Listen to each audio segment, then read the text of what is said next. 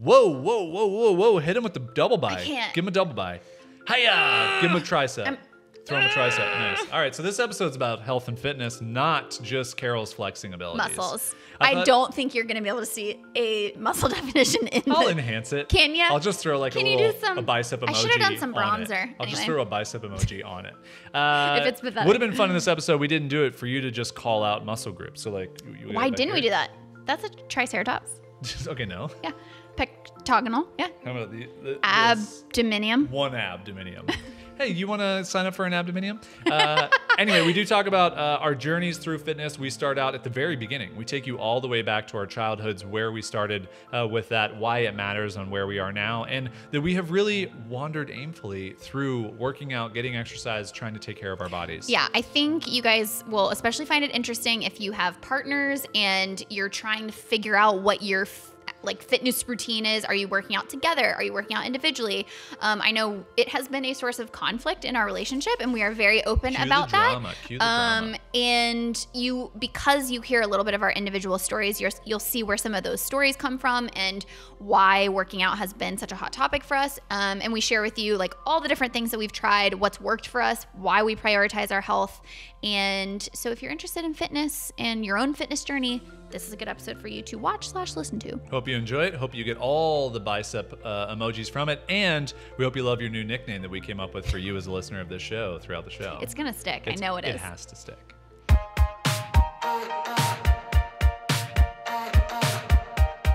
Hey there, we're Jason and Caroline Zook, a husband and wife team who believes life is just one big experiment. This is the show where we share our journey as we figure out this ever-changing thing called life. We cover topics like running a business, traveling the world, and clawing our way out of debt, all with the hope of inspiring you to live, work, and create with more intention. Life might bring its twists and turns, but when you know who you are and what you want, you're never really lost.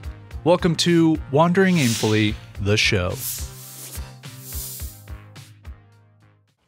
Our journey through fitness. That's right. I have to remember to stay off the mic a little bit because You're too loud. I'm a heavy breather. Oh, you've been breathing. Yeah, which I think is actually a sign of a couple different things. It can be of excessive weight. If you carry excessive weight, it can be hard for you to breathe. Do you think you carry excessive weight? Do you think I carry excessive weight? Uh-oh. We're getting into some you can't turn that around on me. No. Husbandry shaming going on here. You do not carry excessive weight. I think we both know I have a defective nose. I have what one ear, nose, and throat doctor said was the worst deviated septum he's ever seen in 35 years of practice. Now, do you derive a strange sense of I pride? know you do, because you've repeated I was like, a couple times. no big deal. Now, did you want to take a photo of me to put it up in the office, or? Yeah, just when he looked at my nose and he was like, that's never a good sign. Anyway, that really doesn't have anything to do specifically with fitness, but it could come back around. Does. Because I think sleep is something that I have realized is something I have improved through being physically active. But let's start our journey maybe a couple years ago, maybe the beginning of where each of us started our journey into fitness. Because I clearly remember when mine started. Now, we can also talk about sports as children if you want. That's what I think is interesting. A lot of finger pointing what if you're watching this. I am most interested with this whole topic of conversation is that you and I as a couple have had an interesting journey with fitness. Tumultuous would probably be the right word. Because what I think is interesting is that every person has their own stories and like personal journey with their bodies, with fitness, with health, with all these different things. And so when you enter into a relationship or a marriage, you bring that to the table and you are trying to figure out, like, do we work out together? Do we work out separately? Is health a thing that we care about as a couple? Those types of things. And so that has been interesting over the course of our relationship. So what I'm most interested in finding out from the beginning is where it all began. So for you, I would consider you like athletic, obviously. Go on. And I want to know where that started for you. I thought you were going, whoa, careful with our wall. Jeez. I want to know where that all started. When I was a wee lad, just about the age of 5. A little bit of snot shot out of my nose. For those of you not watching the show on YouTube, a little bit of snot. Just listening, it's fine. You didn't get to see that. No, not like an aggressive amount. Just where did it go? That's the question about snot, That's gross. My journey into fitness and becoming an athletic specimen that I am. I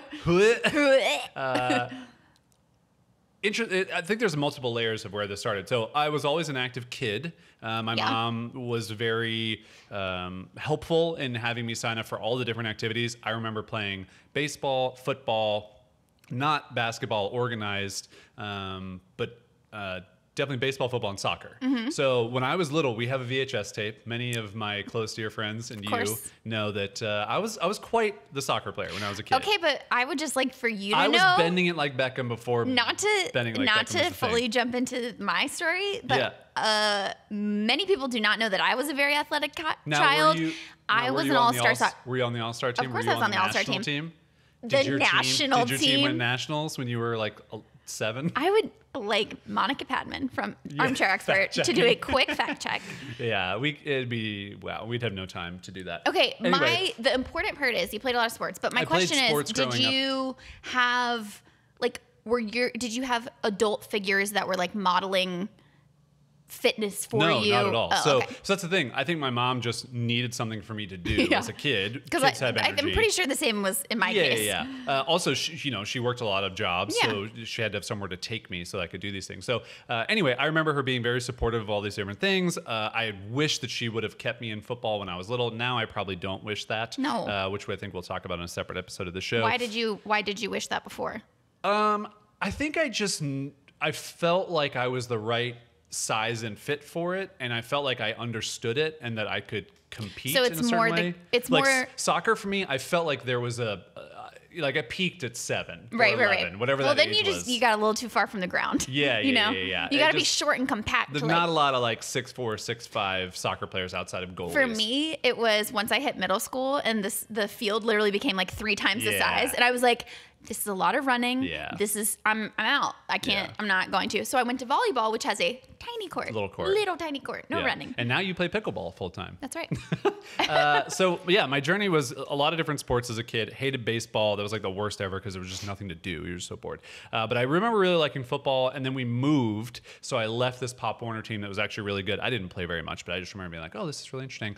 I do remember that was my first inclination of being intimidated by other kids. So like it didn't happen in soccer, it didn't happen in baseball, but football was the first time where kids were clearly bigger, and it's such a physical sport. I mean, anybody who understands American football, like it's very physical. Even at a Pop Warner age, like 12 years old, you're getting walloped by these larger kids. And I didn't grow until late. Right. So for me, it was like I was just a regular sized kid getting my butt kicked. Did you find, so what I'm interested in with the sports as it relates to fitness is at that time, because probably not when you're younger, but as you get to like high school age, are you realizing that it feels good to like be active and work out? Are you at that point even aware of like your body and trying to like be fit or change your body in any way? We moved, and I think it was when we moved from Arizona to California, and then because I played Pop Warner in California because I played for Rancho Penasquitos, which I remember, which is like right down the road from where we live now, which is funny.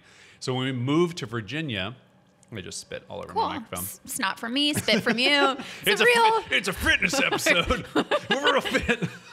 Just an attractive family all around. Yeah. I don't know what's going on. We moved. I was at a new school, a new place. Didn't play any sports. Just didn't get back into it. And that whole time, I really didn't do anything. And then we moved a couple years later from Virginia to New Jersey.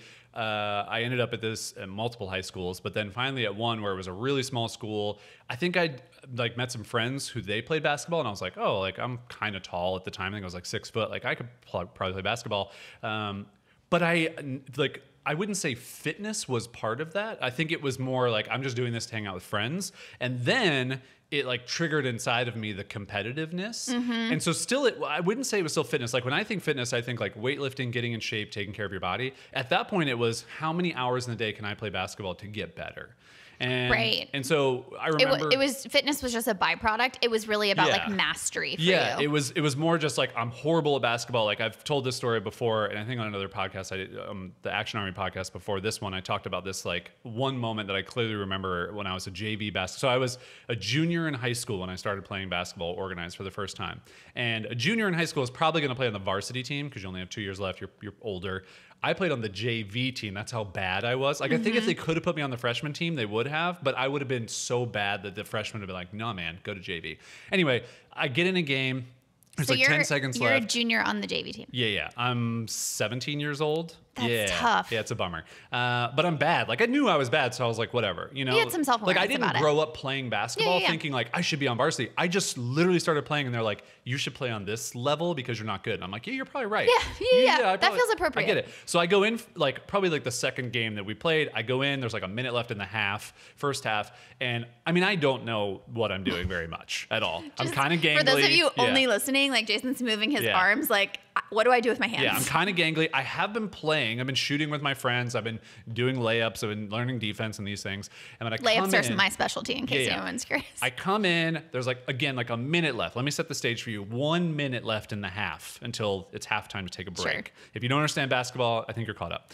I'm like, I don't know, running back and forth. They told me a number to guard. Like, I'm just all over. Like, mom's yelling at me in the stands. I'm doing great.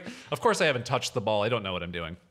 And I remember, I felt like I'd been in for a while. So in my mind, there's no time left. No. I don't know where the scoreboard is. I don't know how to find a scoreboard. I could have seen it when I was sitting on the bench because it's very easy to find. That's some real multitasking. Yeah, I'm just like, there's so many things firing. The ball gets tipped in my direction, and my brain goes, got this, jump up, grab the ball. But then my brain goes, holy crap, we've been in for so long, there has to be 5 seconds left. You got to go run down and score. Right, so you can see, like, I'm on defense. I just got the ball. You also are at the age where, like, you've seen Air Bud a million times. Oh, yeah. You are ready for that shot. I have a picture for how this is going to work out, which is great. Spoiler alert, not great. Not great. So I get the ball, and I just think, go as fast as you can to the other basket. You're going to score before time is up. You got Everyone loves you. Right? So I just take off, and I'm dribbling, and I like one hand, like probably staring at the ball. It's awful. Right. Somehow no one stole the ball from me. Oh. I make it all the way down. I'm by myself at this point. Yeah. Which I think I just like went as fast as I possibly could. Like, it wasn't like everyone was taking in your mind, there was only 5 seconds left. Yeah. So in my head, all of a sudden, I'm not looking at any scoreboard, nothing. I just hear 3, 2, 1. So I'm about half court when the countdown starts. 3, 2, 1. I get to the 3-point line. I'm still dribbling. I hear 1 in my head, and I just jump from like maybe the foul line, if I had to guess. I don't like know a Michael exactly. Jordan but flying it was through the far. air. It was Air Bud far away. Wait, I'm confused. So there was the countdown timer was in my brain. In your brain. Yeah. So I again like I. So there's just, like a full minute left, and you just see. No, there's not a full minute. I'm at least somewhat close. Fine, but I'm just picturing in the stands watching you with all the urgency in the world. Every parent that jumping from a parent of a kid on our team is like, why is he touching the ball? What is he doing? Please stop. Don't do this. So I'm running. I get to the foul line, and I just think, like, I got to jump, and then the ball's going to go in. Like, if I just jump, you know, it's just going to happen. Cause and effect. So I jumped, and the ball shoots out of my hand, ricochets off the top right of the backboard. I clearly remember where it hit. Top right, not even close to the basket. Just careens back to half court. I'm now by myself pretty much at the other side. And I'm like, what's going on? My coach is just like hands on his head. I think he threw on his clipboard, looking at me. I'm by myself. The other team gets the ball. We have to set back up on defense because that's how much time's left. So I had to run back down the court and get back on defense. And then there was like 10 seconds left and we played it out. But that was like, that's where I started. Okay. Now here, this is where I think the story is. That's fun, but this is where the story gets better. From that moment on, I basically told myself, oh, I'm not good. Yeah, I got to do something about this. Yeah. So I played basketball probably 6 to 8 hours every single day after that game. And I would practice layups and I would watch videos. I remember I had like a cassette or like a VHS, like how to learn basketball. Like I don't even remember what it was. The equivalent of searching it on YouTube and like watching how-to videos. At the time. No, yeah. My mom bought me strength shoes, which were these shoes that had like a big platform on the front bottom. So they look like moon shoes. Like shape you ups? see someone wearing them. Skechers shape ups? It's opposite. So the shape ups have it in the back and these have it in the front. Okay. But it's basically like shape you're downs? standing on these big platforms. Yeah. And it keeps you on your calves so that you're really trying to get the fast twitch muscles. Anyway, those came with tapes, so I did those things. Cool. So I was just playing, constantly getting better. But again, this is like your driving force is to get better at basketball, not fitness. Fit. Yeah. We're just going to finish my basketball story here because we are this I know. far. I'm trying to kind of like really back in. I know, but I think everyone at home's like, finish it off. Tell us where we're going. Oh, everyone back home is thinking that. Everyone back home. So the summer between junior year and senior year. Yeah.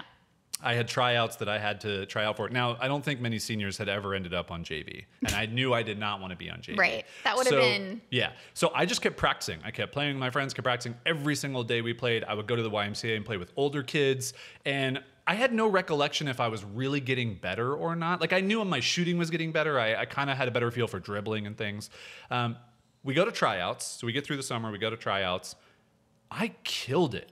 I was so much better. And I remember the coach came up to me and he was like, what happened to you? Did you feel like going into the tryout, you had an idea that you were that much better? I had an idea that I was better. I did not Just have an idea that a coach was going to pull me aside and go like, you're going to start. That's how much better you are. On varsity, not on JV. What a comeback story. Yeah. So I ended up breaking the single season record for blocks and rebounds and then averaged, I don't know, a mediocre amount of points. Did you get any redemption moments of like the half court timer? Oh, yeah. Well, at the end of the season, I could dunk. So I had, I think, maybe one or two dunks in a game. I definitely was dunking in warm-ups, which you weren't supposed to do. But like that tracks for you. We were also like, I think you played 30 games in high school or something like that. Our record at the end was like 2-28. So we were real bad. Real bad. But towards the end of the season, like we would just dunk in warm-ups if we could. There were like 3 of us that could, and get the technical foul. And the coach was like, who cares at this point? Like they're so bad. Just have fun. But yeah, it was a pretty good comeback story. And then I got a college offer to play at a D1 school and a couple other schools to play basketball in college. And why they have not turned this into some sort of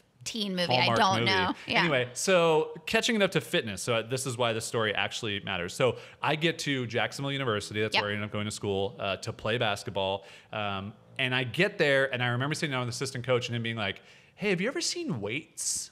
And I was like, no. I mean, like, I've heard of them. Like, football players lift them. And he was like, you need to put on some muscle. Like, you don't have, like, you're going to get beaten up. And this is when I start to realize, like, there's a whole different level of athleticism at the college level. And I was, at the time, maybe 6'2", 6'3", 160, 70 pounds soaking wet. And he was like, you really need to put on, like, 20 pounds of muscle to be able to keep up. And did you feel, with him telling you that, like, self-conscious about that? Or were you just like, oh, cool, like... No, I didn't feel self-conscious at all. I felt like, oh, okay, this is like the next thing I need to do. Like I have to go do that. When I felt self-conscious was the first day I stepped in the weight room, and there was a guy who was probably on the football team. I'm pretty sure he was. I'll never forget his name. His name was Tyree, and he was bench pressing 315 pounds. So for those of you who don't know, I'm assuming that's a lot. If you've never been to the gym, when you see someone bench pressing and they have the really big weights, he had 3 of those on each side. Now that's impressive in its own right. That's a very impressive feat. This is what's most impressive. He was so strong that he would bench press and do like, I don't know, 10 with 315 pounds. And this wasn't like an enormous human being. Bench press. He would then pause at the top, and then he would shake one of the weights off, different than shake weight. He would literally shimmy one of the plates off the side, then do the other side. So then he didn't have 3 plates, he had 2 plates. Right. Then he would do more. Then he would shimmy the other plates off. Basically by himself. First of all, Tyree, this is unsafe. This is unsafe. Get a spotter. Even I know that is bad. Just have protocol. someone spot you. But that's how strong he was. That was the first person I saw when I walked into the gym. So you were like, cool. And then I proceeded to sit down with just some dumbbells to see where I was. Yeah. And I could not bench press 30 pounds. Yeah. So I picked Some up 30 of us are pounds. still working on it. Yeah, but like for you to bench press 30 pounds, that is... no, I think I can bench press 30 pounds, right? You could bench press 30 pounds now. 40? 45. I've done the bar. Yeah, times. you could do 30 pounds in each hand. 2 dumbbells. Got it. So you could do that now. But that's, if we're talking about that, and I think weight is a conversation we're going to have in this topic. That's if we could get past basketball. That's more than a third of your weight. So that's, I don't know what the math is. It's tough to do that math. My brain hurts. Your adorable face right now. Okay, let's not bring math into this. Anyway, I couldn't do that amount of weight. Yeah. And that was my first realization of self-confidence or self-consciousness of like, I'm not strong. I'm intimidated. Know what I'm doing. Yeah. Tyree, please leave. Right.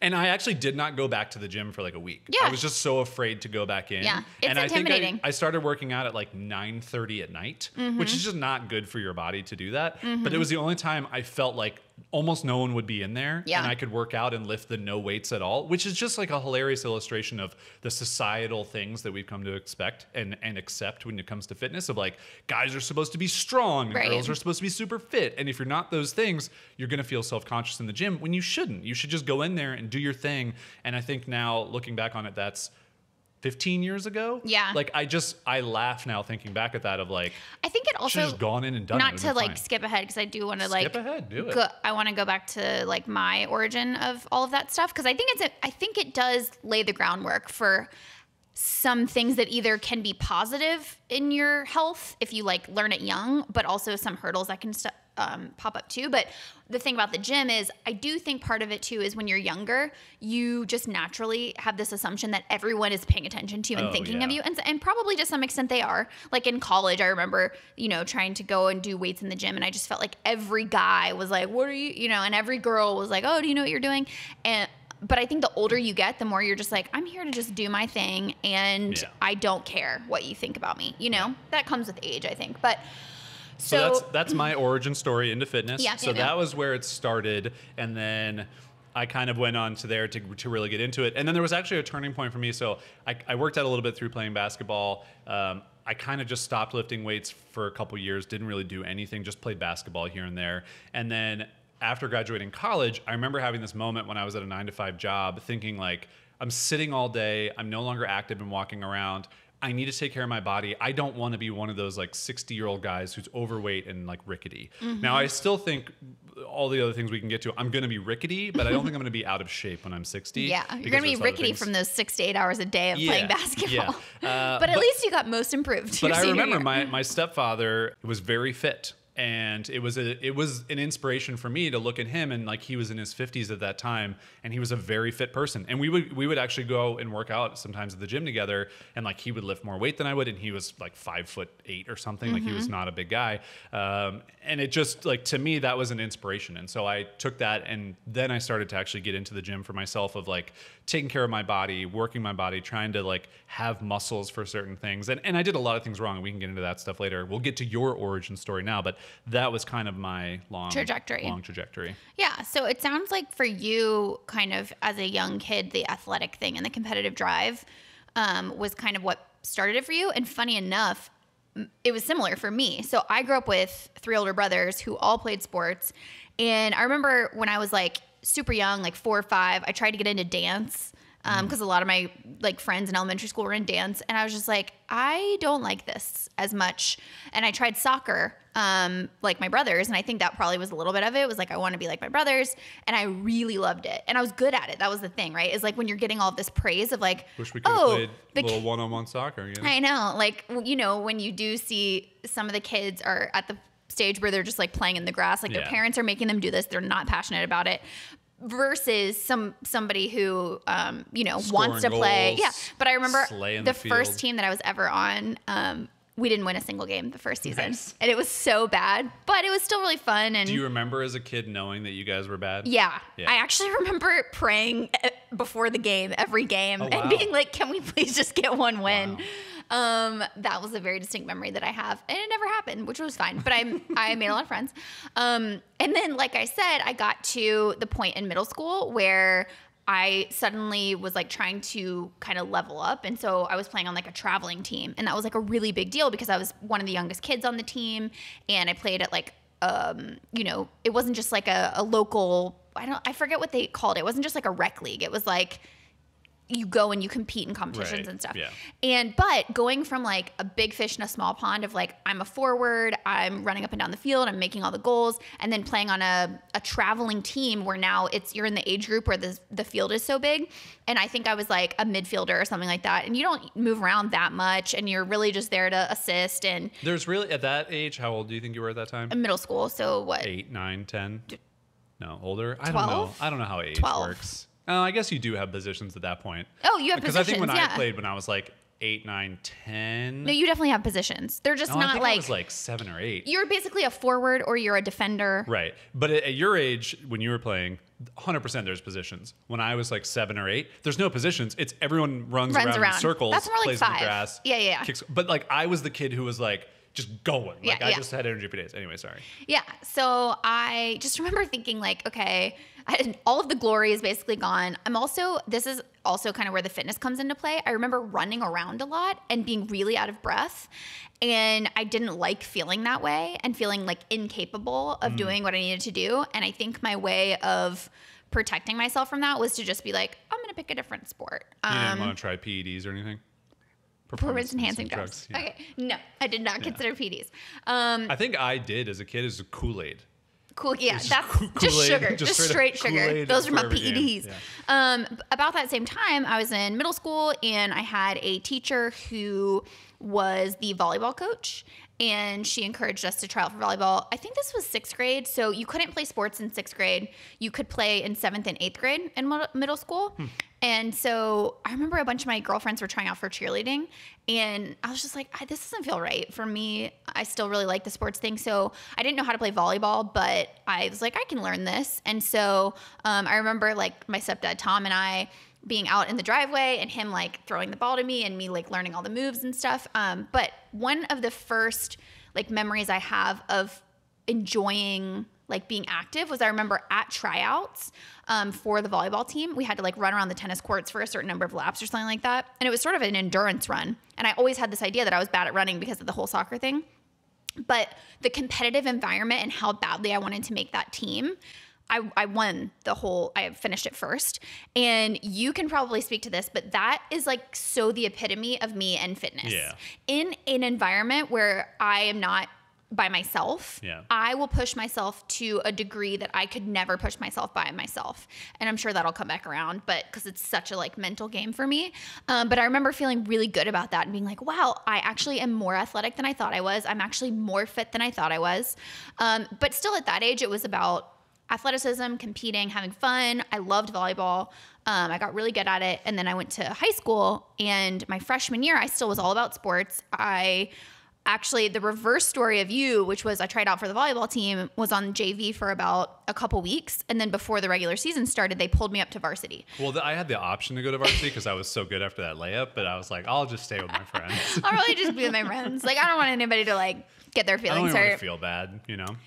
But what was interesting about that was they pulled me up to varsity and basically wanted me to be if you don't know volleyball, what's called a setter.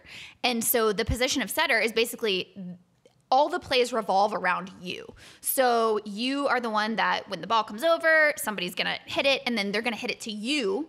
And we had this like very complex system where you're setting the ball and you're calling numbers in the air so that the like striker or the hitter or whatever, the front people, you are going to call the number based on how high you're going to set it and what position on the court you're going to set it. That's a lot to think about. So it's like being a quarterback. It's like you have to learn the plays and you have to be able to call the plays in the moment. And as a freshman, they very much were like grooming me to be sort of what do they call them in football? Like you're like a career quarterback or whatever, you know, like you're going to be the career setter for the next like 4 years. And 8 to 10 years. To hold you back. I could not handle the pressure. It was miserable. It took all the fun out of playing sports for me because first of all, we can talk about coaches. This did not mean to turn into like a sports thing, and I'm sure we'll bring it back to fitness, but I just think it's interesting.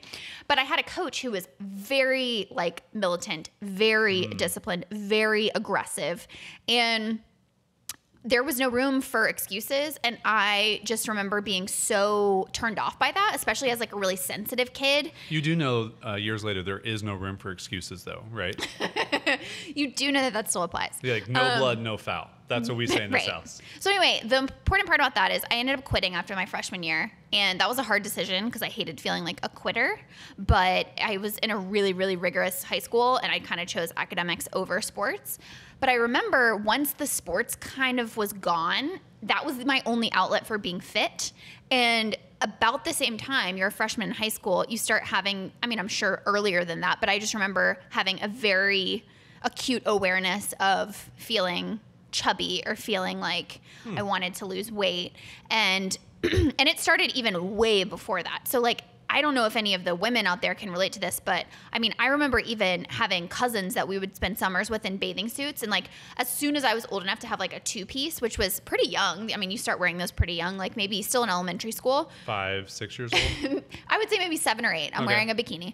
And I just remember looking at my cousins who were like rail thin and being like, well, their bathing suit looks different on them than me. And I remember just having like such a self-consciousness about like my stomach. And for whatever reason, I don't know if those were the messages or, I mean, they're still the messages, but that area is for some reason the one that is like, if you don't have a flat stomach, you're fat, you know? And so in high school, then I was like, okay, well, I don't have sports anymore. And I was just noticing like, and it was around the time when like low-rise jeans were really in. Damn you, Abercrombie and Fitch. And so your jeans would come all the way down to like your underwear line. For those of us who struggle with a muffin top, that is a hard thing to do. Muffin toppers so out then there. It's just like that's you. Hey, what? You were wondering what the people of our muffin show, toppers, like our fans of our show, they're the muffin toppers, because it's twofold. It's the people who are just we like, hey, baked you're goods. okay with. Listen, we all have a little bit of muffin top, and 2.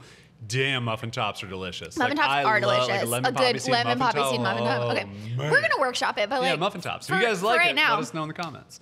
And I was like, dang it. And so I was always self-conscious about that. And so I can actually remember a couple of times getting home from school and being like, I'm gonna become a runner. Like, I'm gonna run. And so because that would get rid of your muffin top? Like, it was the only exercise I knew how to do by myself. I wasn't gonna go play sports by myself. And so I was just like, I will run. And I remember just in the Florida heat being so hot and getting home after school. And I would do it for like 3 days and I'd be like, fuck this. Yeah. I'm gonna just eat my instant mashed potatoes and watch Oprah after school instead of running. I'm gonna grow these muffin tops. Muffin top upgrade. It is interesting though how many of those little things in your childhood have now planted seeds to who you are later on in life. So having the like militant coach, you shut down immediately if I'm trying to not coach you, I think, when we're working out, but like tell you to go and do something, like you just won't do it. But even in our lives, when I'm like, hey, you should read this book, like it's really good, you're like, nope, not gonna do it. And that damn coach. Believe me, it's not just that coach. I know, I think it's, but that is an interesting thing, which we'll talk about when we started like working out together. But I think it's also, I think fitness plays a lot into your personality type. Like you have to know yourself and know if you want the full freedom of being able to push yourself, if you need the help of someone else, how you like to be coached. Like all those things really make a difference. And then, so just briefly, I will touch on like college, because then college was weird because then it was a couple years removed from me playing sports at all. And then all of a sudden the story in my head is I'm not an athletic person. I'm not a fit person, which is crazy because it's like I spent 12 years of my childhood playing sports, but then 2 years or 3 years, focusing on school instead. And now suddenly in my head, I'm like, I'm not fit, And I think that really played into me not wanting to work out in college and not knowing how. Like I tried a couple of group fitness classes. You go to like the gym on campus and stuff. I always felt super intimidated in the gym because I didn't know what I was doing.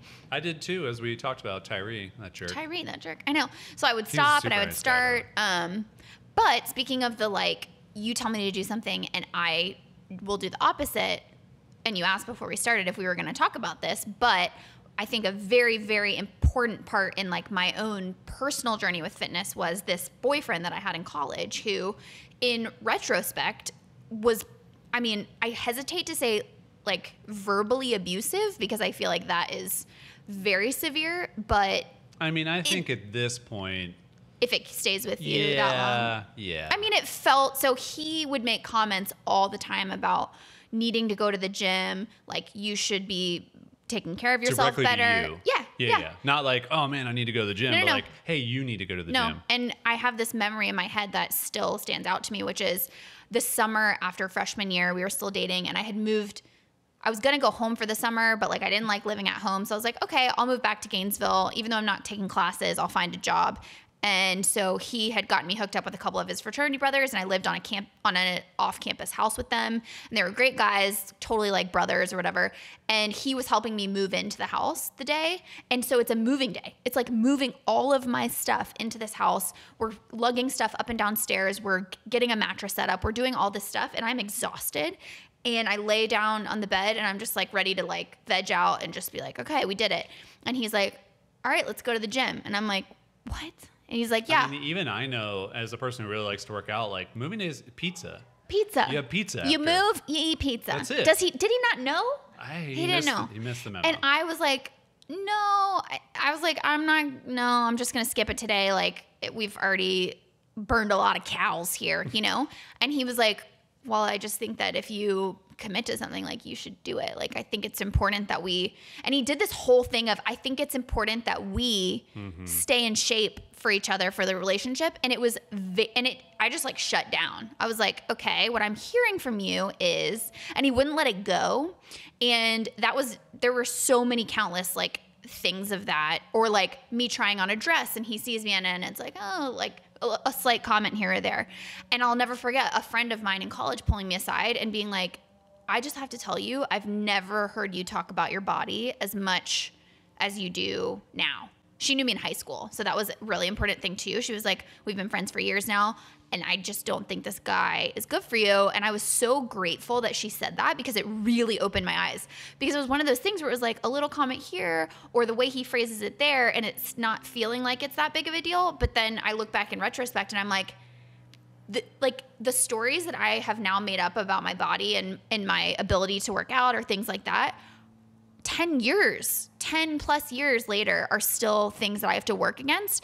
And it just goes to show you like the power of somebody's words, and that goes for like parents too. Like, I've talked to some friends who like their parents doing the best that they could, but said things or planted seeds in them that then later on they have to continue to work against, you know? Yeah. I mean, I think this is why when you start talking this, you're like, I don't know if he's verbally abusive. I think we think of verbally abusive as loud and like angry and like volatile. And it doesn't have to be that way. I think verbally abusive can just be words that are abusive and emotionally abusive. And I've just seen it in the 8 years that we've been together. I mean, fitness has been such a hot topic for us. And I think it's one of the few hot topics for us. It's one of the few places where there is just some deep rooted stuff for you that I trigger by things that I say. And in no way, I think you would say this very clearly to everybody. I am not a verbally abusive person at all. And I'm not manipulative at all in it. I'm just trying to be helpful if I can do that. Yeah.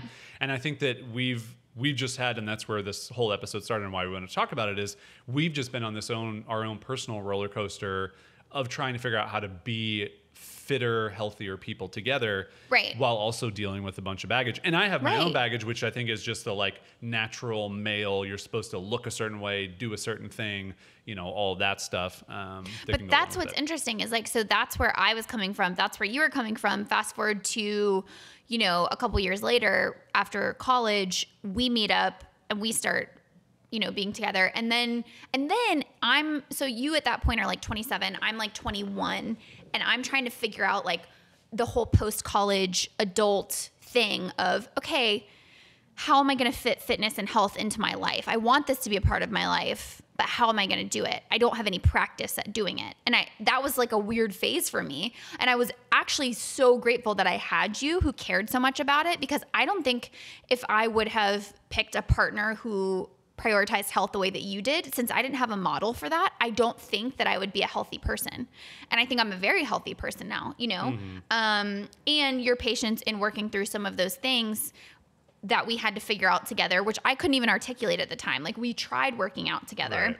So especially for us, when we got hooked up, we tried some different things to see like what kind of worked. In the beginning, it was basketball workouts, which was really fun. So you were kind of teaching me basketball, and it was playful, but we would do like suicides and we would do shooting drills. There was a lot of running, and that was fun because that did bring out a little bit of my like sports and competitive spirit. And that was a way that I could work out that was interesting to me.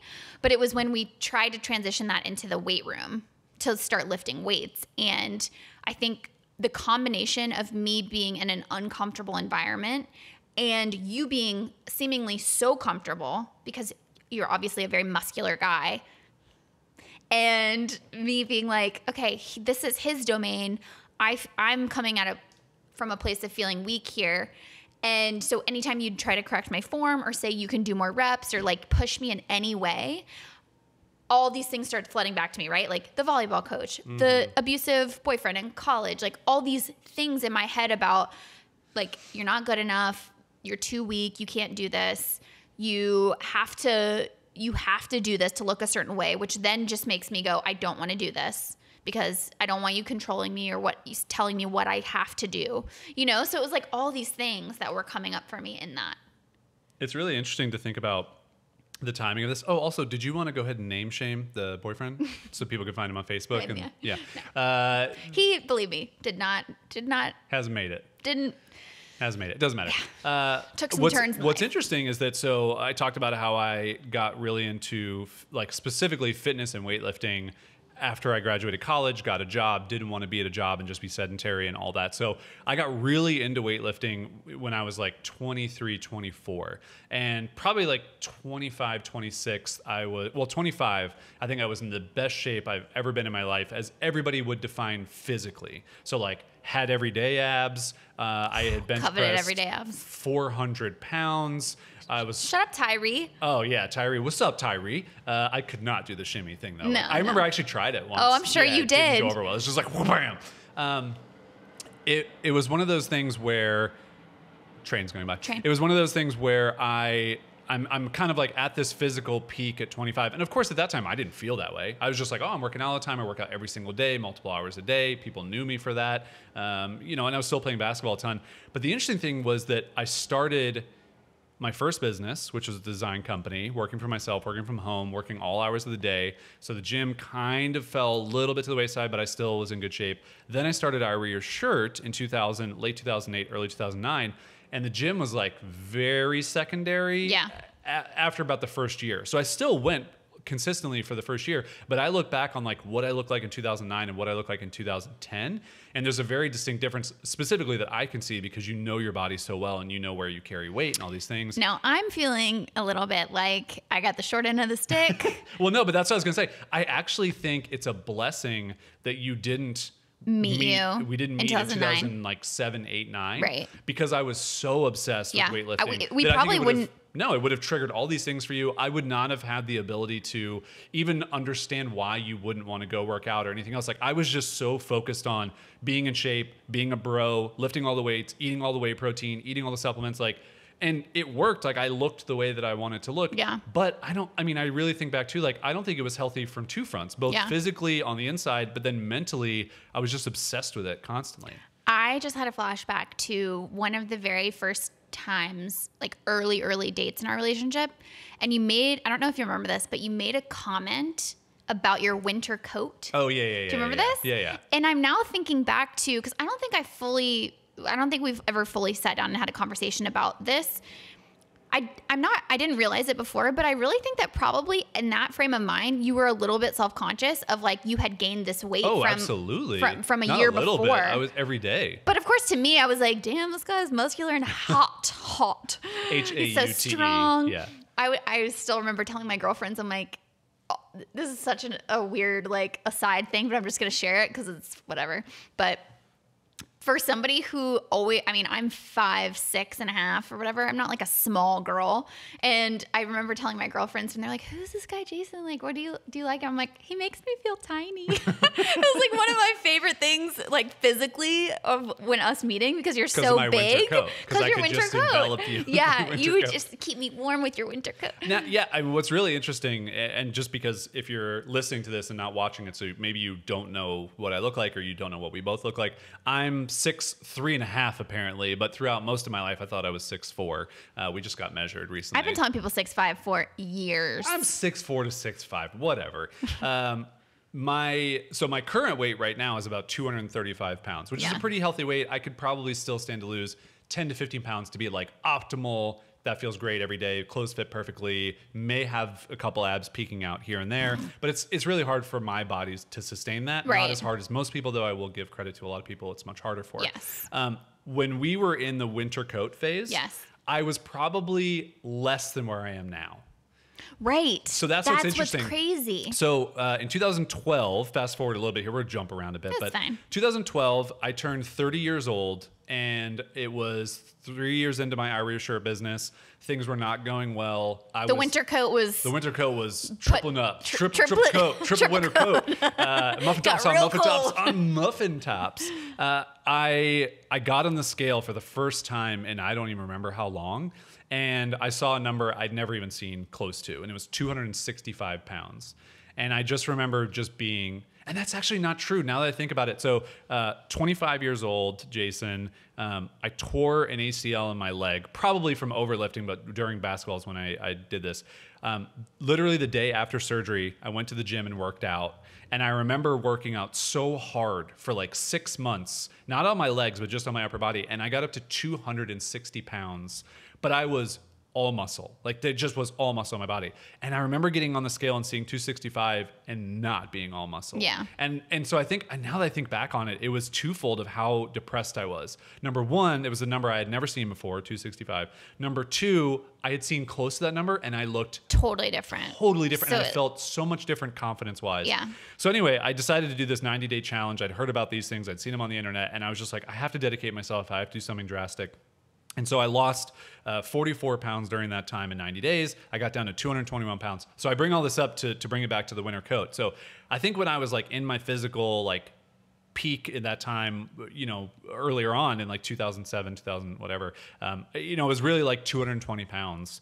But then in the winter coat phase, I was probably like 230 pounds. And now I look back on that and I'm just like, it's so funny how our perspective changes. Well, yeah, and it's relative. Yeah. It's totally relative. And that's another thing I want to say is like, even in sharing these numbers, like I want to be very aware of people out there listening that may have different numbers or like more numbers. These are just the numbers that I've held on to. Completely. And not to like put them on anybody else's, these are good or bad. It's exactly. like from my own personal story that I tell myself in my mind. Completely. And that's what I want to share is that we all have those numbers for ourselves. We all have those stories for ourselves. We all have like struggles with it, no matter where you sit on compared to each other, which I don't think is the point. I think it's about, and that's what I've learned about fitness too, is like it has to be like 100% your own journey. Yeah. Like it just has to. I think that's why so many people don't stick with it, is because they try and apply someone else's journey to their personal journey.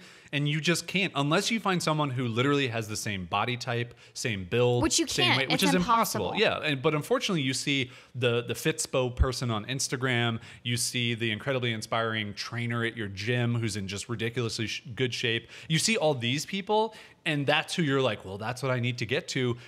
It's just so difficult to do. It's nearly impossible for you to do that. But yeah. I wanted to actually stick to the weight thing for a second and ask you, and I think I know the answer to this, but... If I'll share my weight? Well, sure, if you want, but more, have you had like an up and down feeling about your weight, and do you feel ashamed of the number at all? I have felt... And I should kind of preface with this? Sure. I have never once cared about how much you've weighed. Oh, I know. I don't like... You could weigh 360 pounds to me, like, and it just like doesn't matter. I know.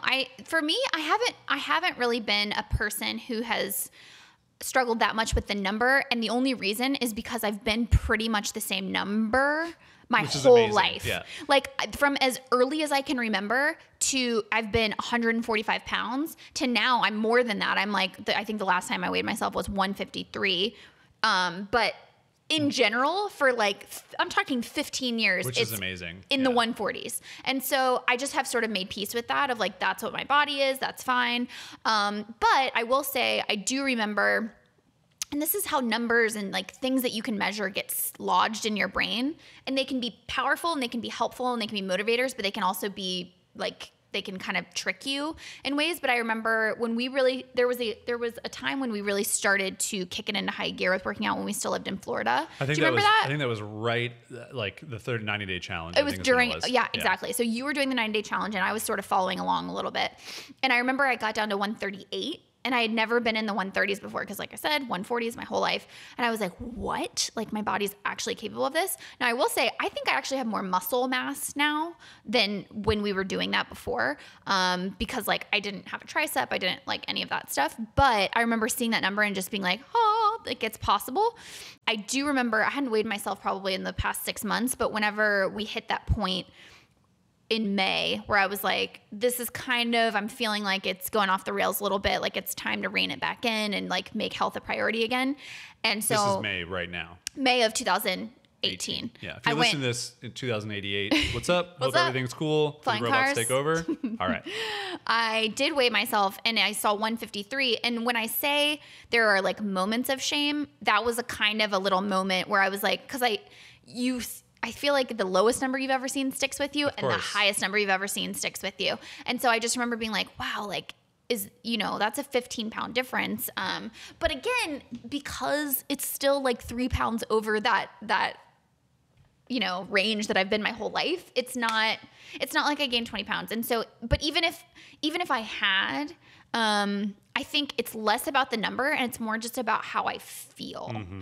And I do want to say that I think for every person, you have to find what it is about health and fitness that you can grab onto for the long haul. For some people, I know for like runners, it's like a meditation practice. It's like for our friend Jen, like she goes there to clear her head, goes into the gym. It's more of a mental thing. Yeah. I've never been like I go to the gym to clear my head person. I do get glimpses of it. And I do definitely see like the endorphin rush afterwards. But for me, I have realized, and I was thinking about this last night, I really enjoy the muscle building part of working out because it is like a creative process to me. You are putting effort in to change your body, to do something, to create something.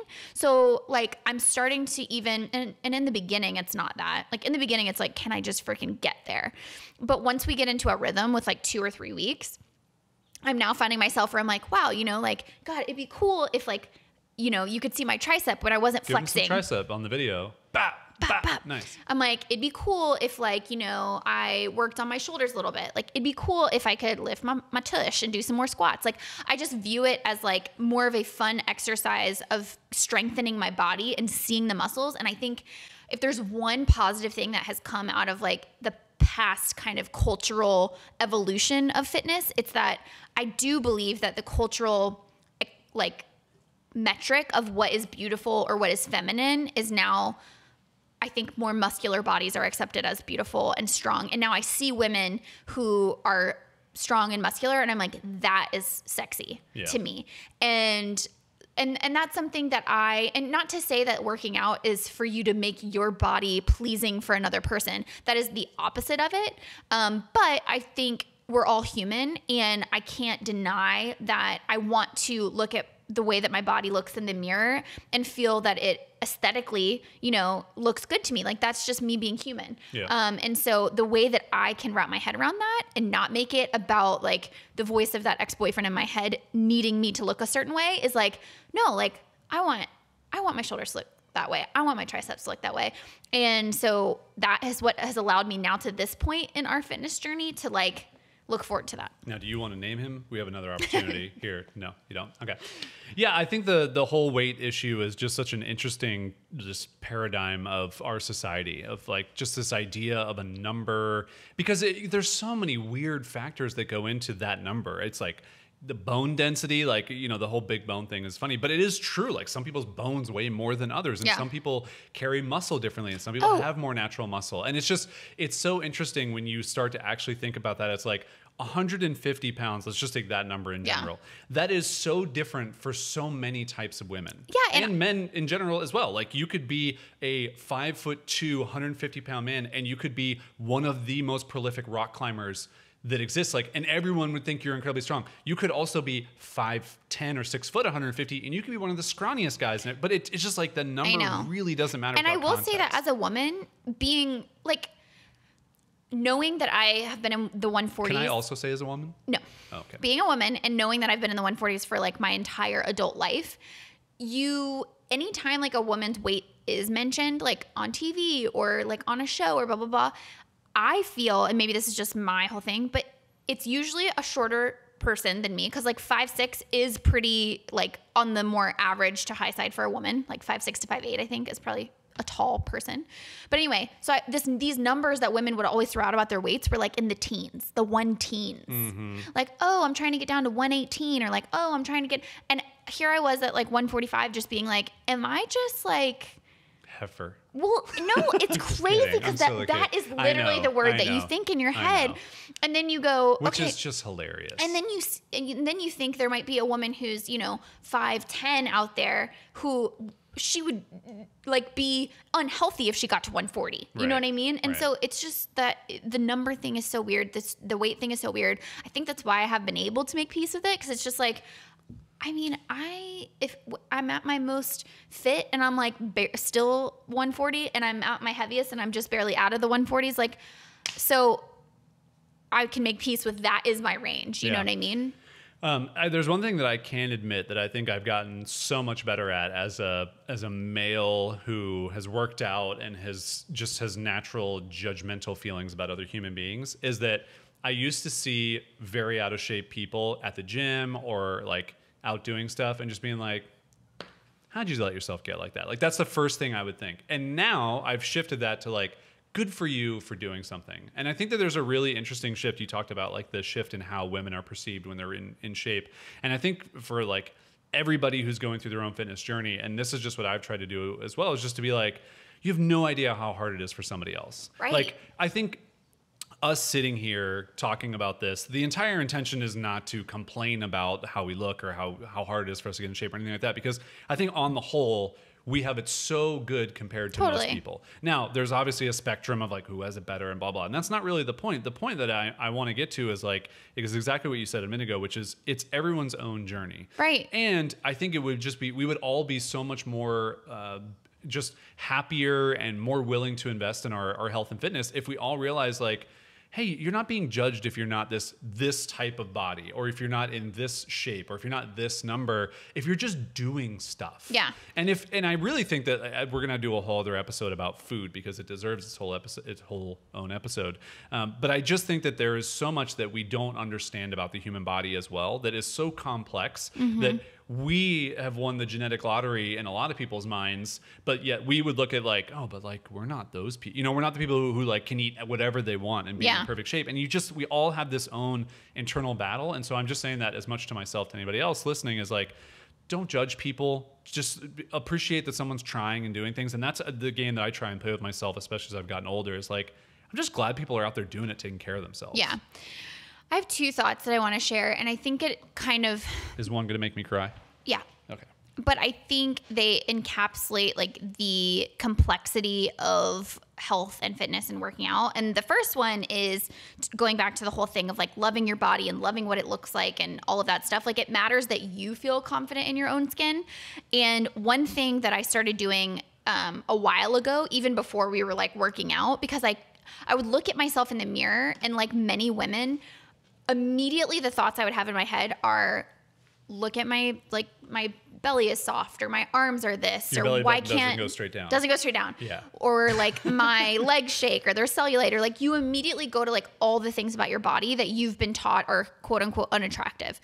And so something that I tried doing, this is like 2 years ago I started doing this, is forcing myself to, when I look at myself in the body, like if I undress before my shower, if I'm completely naked, looking at myself in the mirror and pointing out things that I love about what I see. Do you want to list those things here for everybody? Yeah. Sculpted shoulders. Like, no, but like really. And even if it's like, I can only find one thing, even if it's like, God, my collarbone right here is looking toit, like whatever it is, but you just start to go like, you really do have to retrain your thoughts in order to say kind things to yourself, because we speak to ourselves in a way that we would never talk to another person. Yeah. And I think it's really important, especially for women, to understand that and to recognize the power that they have over being able to change those tapes in their heads, and saying, you just have to recognize when those negative thoughts are coming in, and you just have to practice saying more positive things to yourself. And over time, it will start to become a little bit more,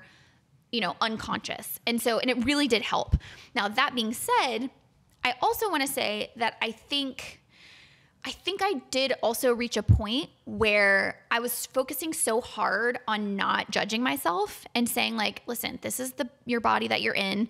Like, do not be harsh on it. Do not judge yourself. I was focusing so hard on changing that I think I could make excuses for myself for not being healthy. And just going like, I went so far to the other end of the spectrum where it was like, I'm just accepting my body as it is. And like, and that's great. But at the same token, if I'm not moving my body and I'm sitting down all day and we're not making time for the gym and we're eating out so much, I was gonna say, yeah. Like you can easily convince yourself that you're doing it in the name of like quote unquote body positivity when really you're giving yourself a ticket to be unhealthy. And I'm not going to police that for somebody else, but I can certainly police it for myself. I'll be the police. No, sir, okay. you're not allowed. No. But you know, I think we all have to then really take a hard look at our habits and go like, especially, you know, I think this episode's going to go up after another one that we recorded, but like my mom was diagnosed with cancer at the end of last year. And I'm not saying that anything that she did or didn't do led to that, but being confronted with a person that you care so much about, you know, in you know, fast forwarding like I guess 30 to 40 years ahead of where you are in life, and seeing everything that she had to go through and seeing how hard it was for her body to rebound from things like chemo or whatever, it really did turn a mirror to me to go, listen, I understand that we can't see the immediate effects of what eating a bad meal or eating processed food or not working out or sitting down all day. We can't see what that's doing to our bodies on an extrapolated 40 years from now scale. But I was like, you know, if I can just every day remind myself of like what it would be like to be in the hospital and what it would be like to have your body fail you and what it would be like to not have an immune system that can fight whatever infections might come up, like then I would make different choices today. Well, and I think one important part of the part with your mom is that she never exercised. Right. And like, so I mean, she would walk and she would do things like that, but it was never something that she highly prioritized. Right. And I don't fault her for that by any means. But I do think when you see like someone go through like a health scare or something like that, you just go, I need to do more. I want to do more. Yeah. And she was always like an active person, but never like really pushing the limits of exercise and what her body could do. I mean, I think it's safe to say that in your mom's life, the science has come out that physical fitness and exercise leads to being a healthier person. Like, I think that's fair to assume, right? In her lifetime, in her adult lifetime. Okay. So I'm confused of where you're going. Yeah, no. So what I was going to say is knowing that is like knowing that wearing a seatbelt while driving a car is going to potentially help you if you get in an accident. You could drive around all day long, never get in an accident. So yeah, you don't need your seatbelt. However, when it happens, you're going to want to wish that you put your seatbelt on. Yeah. And I think it's the same thing for health and fitness. And it's what I've thought since that day, pretty much after college, where it was, you know what? I just want to do stuff now. Yeah. Because even if I don't 100% know, I just want to put the seatbelt on. Because if it so happens in 30 years that I get a cancer scare and they're like, wow, it's really good that you were in good physical shape because you're going to recover quickly, like surgery's going to go easy, like any of those things, whatever is going to possibly happen. I did a lot of work ahead of time to take better care of that. Hopefully I'll just miss all those things completely because I did all this stuff. And maybe not, but it's like, why not? But I think that's the thing. Do everything you can. It's just that argument of like, why not do it? Yeah. You know, and it's like, why not put on your seatbelt? And just because you know that if the potential thing happens. So, well, and the interesting thing so all of that is to say like you're doing stuff now so that it can impact you in the future, right? But the truth is that when you do start taking care of your health, as we have, and it's kind of linked to the food conversation, you do start to realize how good your body is capable of feeling. Yeah. So that's a really interesting part of health and fitness too, is not even knowing when you don't feel good. Right. Yeah. That, and to me, that's a lot with food. Yeah. Is like, you know, and we'll talk about that more when we do the food episode, but like, I did not even understand how bad I was making my body feel on a daily, hourly basis until we changed our food habits.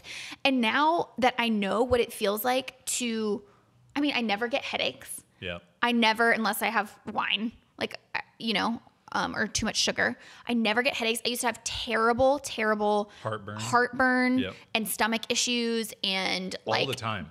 Basically IBS. And I do not have that at all anymore, at all.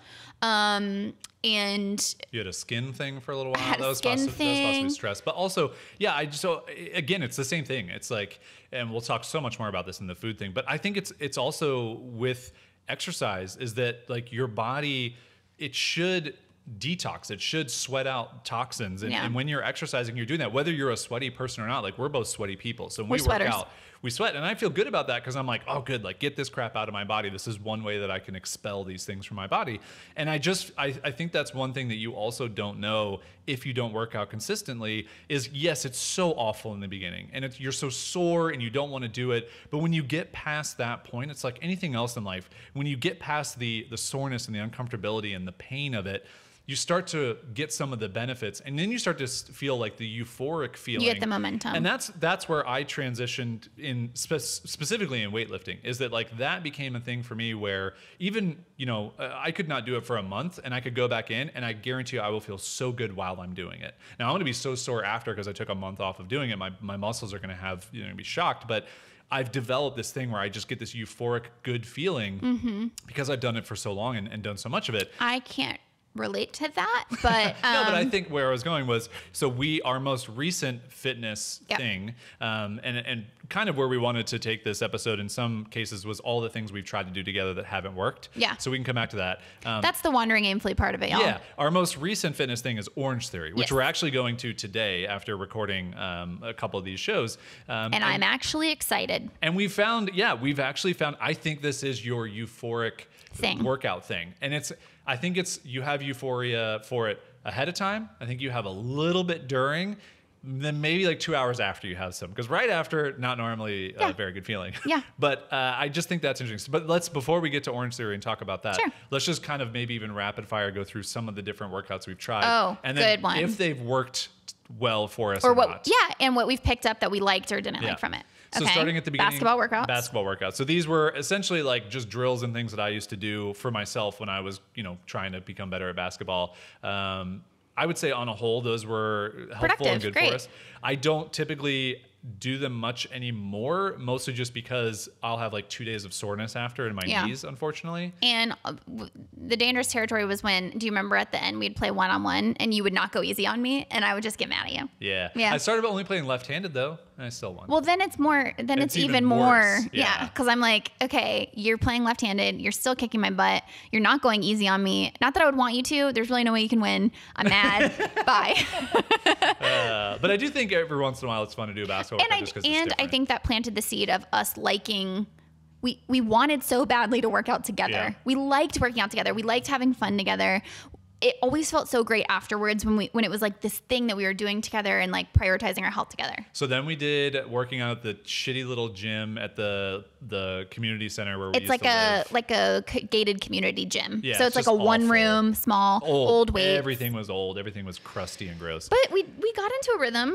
We did get into a rhythm, but I don't think we ever felt good about working out together. No, and I was still pretty young, and it was pretty young in our relationship, and we were not as good at communicating as we are now. I think even toward the end, after we've been together for a couple years, we would kind of go in and just do our different things. Yeah. And it would be fine and we would do it. Right. Thrown in there at the same time, we did some tennis workouts.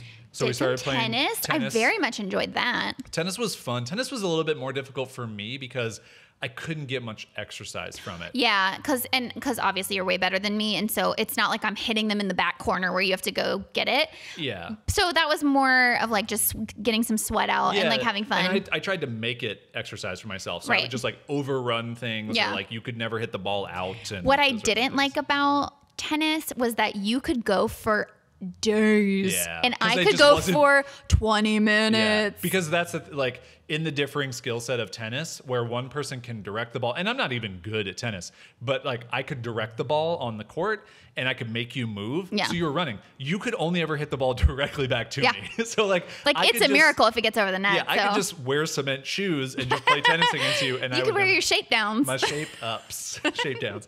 Call it. I did like that. That was also kind of competitive, and I got better, which I really liked. You absolutely got better. We did talk about taking lessons for a little while. We didn't do that mostly because I think we were just in a financial place where we couldn't afford it. But there were a couple of those workouts that didn't go well for us. Just I think it was poorly timed in what was going on in life. Well, the competitive stuff is like such a toss up. Like it's great, but then it takes a turn. It's also very difficult, I think, in a lot of respects of just we're just different physical beings. Yes. So like I'm taller, faster, cuter, better. No, but I think it's like I have so many advantages in all these sports that it's hard to even. And it's just very difficult when, like, say even basketball, for example. And I've said this for so long, and I may ruffle feathers here, but I have I've done this. Like, I've played against the best girl that was on the D1 college team.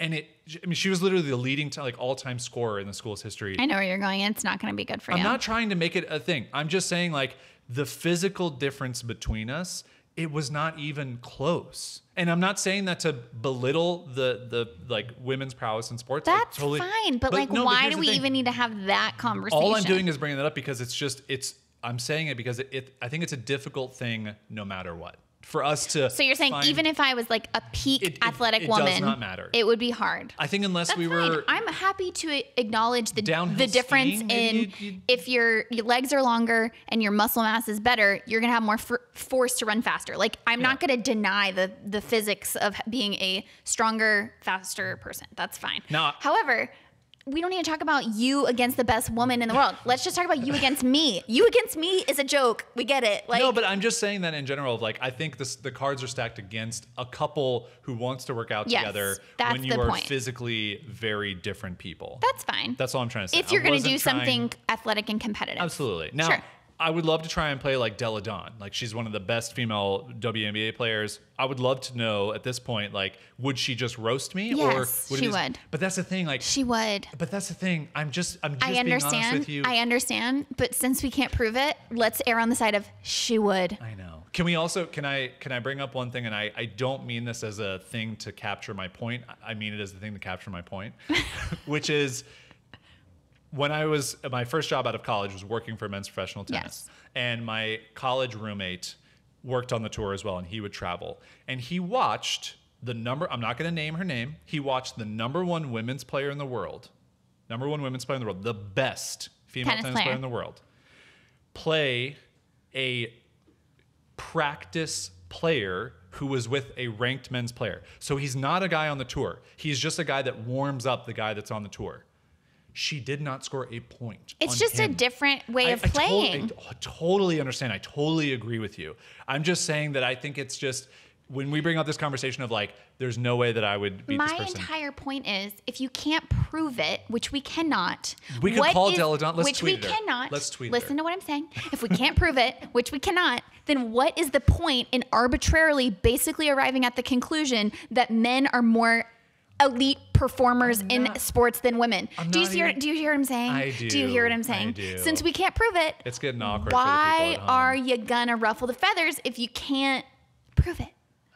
I'm not trying Is it to worth ruffle. it? I'm not trying to ruffle I know, feathers. but you did. Look what you did. Why'd you do that? You and all the women listening are mad at me? Yes. I'm not trying to do that. I'm really just trying to. But for what purpose? I don't know. To feel better than? No. Okay, no, but it has nothing to do with that. Fine. I can but promise I think you, this is a down. good. Okay, fine. But I feel like this is a really good exercise. Yeah. For what purpose? To illustrate the point that there's just such a difference that you can't overcome it. That's all. Is that a valid point? Is it a point that matters? Well, I would have to agree that there's such difference. We can, okay. This is where we can compromise. Okay, this is where we can compromise. I also want it to be known that I am very appreciative of female athletes. I love watching female athletes in most capacity. I coached my sister up when she was growing up and helped her get into fitness stuff. I've hopefully tried to do the same with you, and I've never tried to make it be something like men versus women, anything like that. I won't watch that Billie Jean King movie. I think that's what it's about. Maybe not Billie Jean King. It's Billie Jean King. Yeah, I will not watch that movie. Why? Because it's so, even just in the trailer and the preview, I hate it so much of how much he demeans her. I can't deal with that. I know, but I watched it, and it's actually... You watched it? Yeah. That's messed up. Well, right? because it's actually a sports movie. That's like you. If I went and watched Air Bud right now, wouldn't you be pissed? I'd be so pissed. Don't you fucking dare. No, because the actual point of the movie is the exact thing that we're talking about right here. So I think it's worth seeing. And really, it's about pay equality too. But anyway, it really did do so took a turn. Can we go back? You did this. I didn't mean to. I'm sorry. I'm not going to edit it out either. No, you did. You literally were saying it, and you couldn't stop yourself. You were like, "This is going to take it off the rails," but I have to say it. Yeah, it's fine. I don't know what my point is. I'll admit the fact that I don't know what my point is. Let's go back to our... No, I would like to wrap this up with a nice compromise, which is this. I since we can't prove it, it's not worth saying something so extreme as like the best female player in any sport is not as good. Like there's no point. Like why are we even in this like false dichotomy of men versus women? It's stupid. The point is, let's bring it back to us specifically and personally. Whenever we played sports, there was a clear athletic differential in just what our bodies types and experiences would allow, which made it hard for us to play competitive things against each other and together and have it be fun for both people. Do you see how that's personal and it's not saying a very extreme statement that we can't prove? Do you see how it's just taking our specific experience? I do. Can I also say that I've always been jealous of how much better your workout clothes look than mine? Yeah, you can say that. Cool. Why? Because they just look cooler. Like we've talked about this. We've been in Target. Like my Galaxy pants? Yeah, we've been in Target and I'm like, that's messed up. Yeah. Like all your stuff looks rad. And then we go into my stuff, it's like champion shorts and like a stupid tank top. And I'm like, this is stupid. I also want to acknowledge that I understand you're changing the topic because you feel like it got off the rails. And kudos to you because thank you. Very good. All right, let's keep going on our journey because if people are still listening, maybe they care about the other things. Whatever, that was juicy. Together. Everybody's like, oh, this is getting good. All right, so I would say that you could throw yoga in there as a thing that we've done working out together on a fairly consistent basis. Mostly online. We never went to a studio. We went to Melanie's studio. Consistently. We never went to a studio. Right. We mostly just did it online at home because I just feel like for me, like, I mean, I get like having a yoga teacher around you can correct your form. And I definitely love doing correct form. That's like the thing I preach the most when I'm in the gym working out. But I felt like for what I was doing yoga for, it was more for like the meditative quality, a little bit of exercise, but more just like the mindful practice. Do you know what's funny about it though? Yeah. I don't know if you remember, I had a short stint, probably like 2 weeks, where I went to a handful of hot yoga classes in Atlantic Beach when we lived there. Remember? Oh, no, I don't remember this. I went with Terry, Thomas's ex-girlfriend. Yeah, I went with Terry. David. He's good. He's good.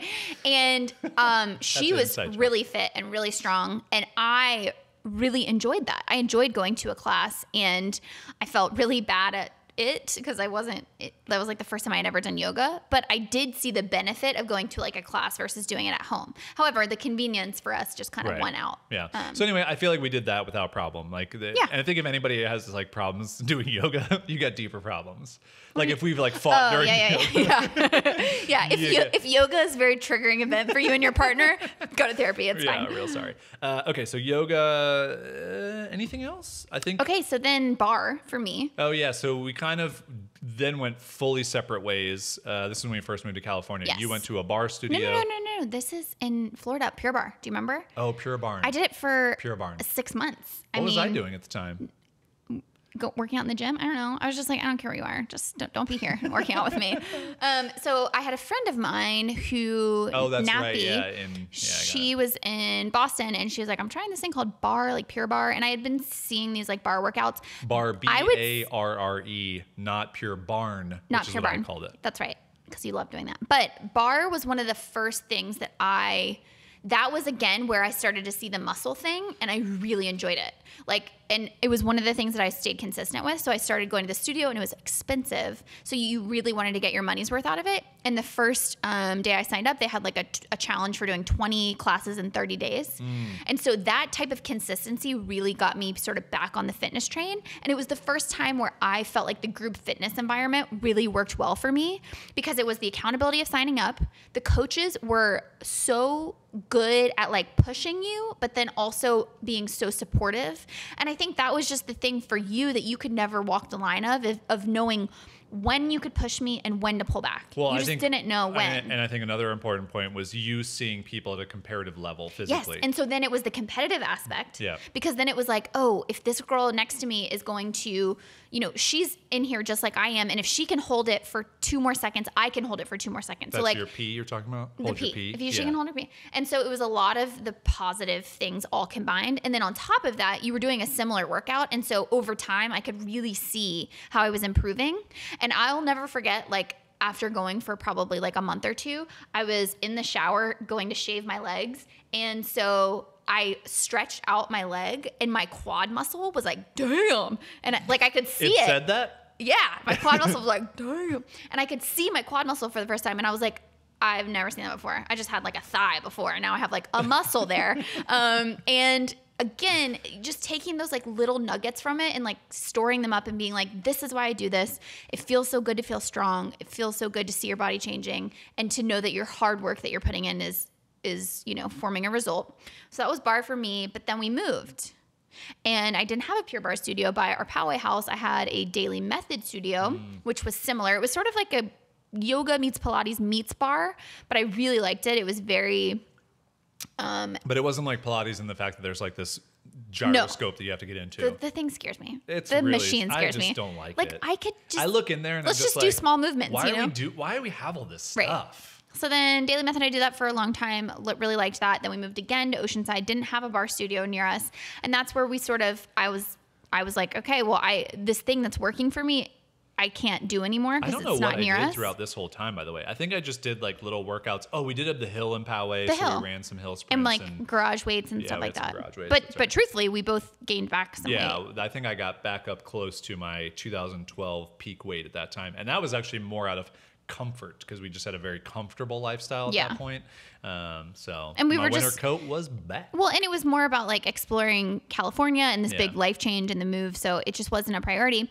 But then we went to Oceanside. We finally, this was, I think, maybe a year before. Oh, remember the beach gym? Yeah. We joined this like beach gym. This amazing gym. We found this really cool gym. It was like a mile or two from the house, and it was like all open in the back, and there was a big sand area where they did some like aerial yoga and stuff. We never did that, but and it was just really like well laid out, real thoughtful. It just had a really cool vibe, and it didn't feel intimidating. No, and it was super affordable as well. But it wasn't like a big like gold gym or something. It was like a great little local gym. Yeah, it was really cool, and so we just really liked it. It was super bright in there, and we started going there, and I think it was like 2 weeks later.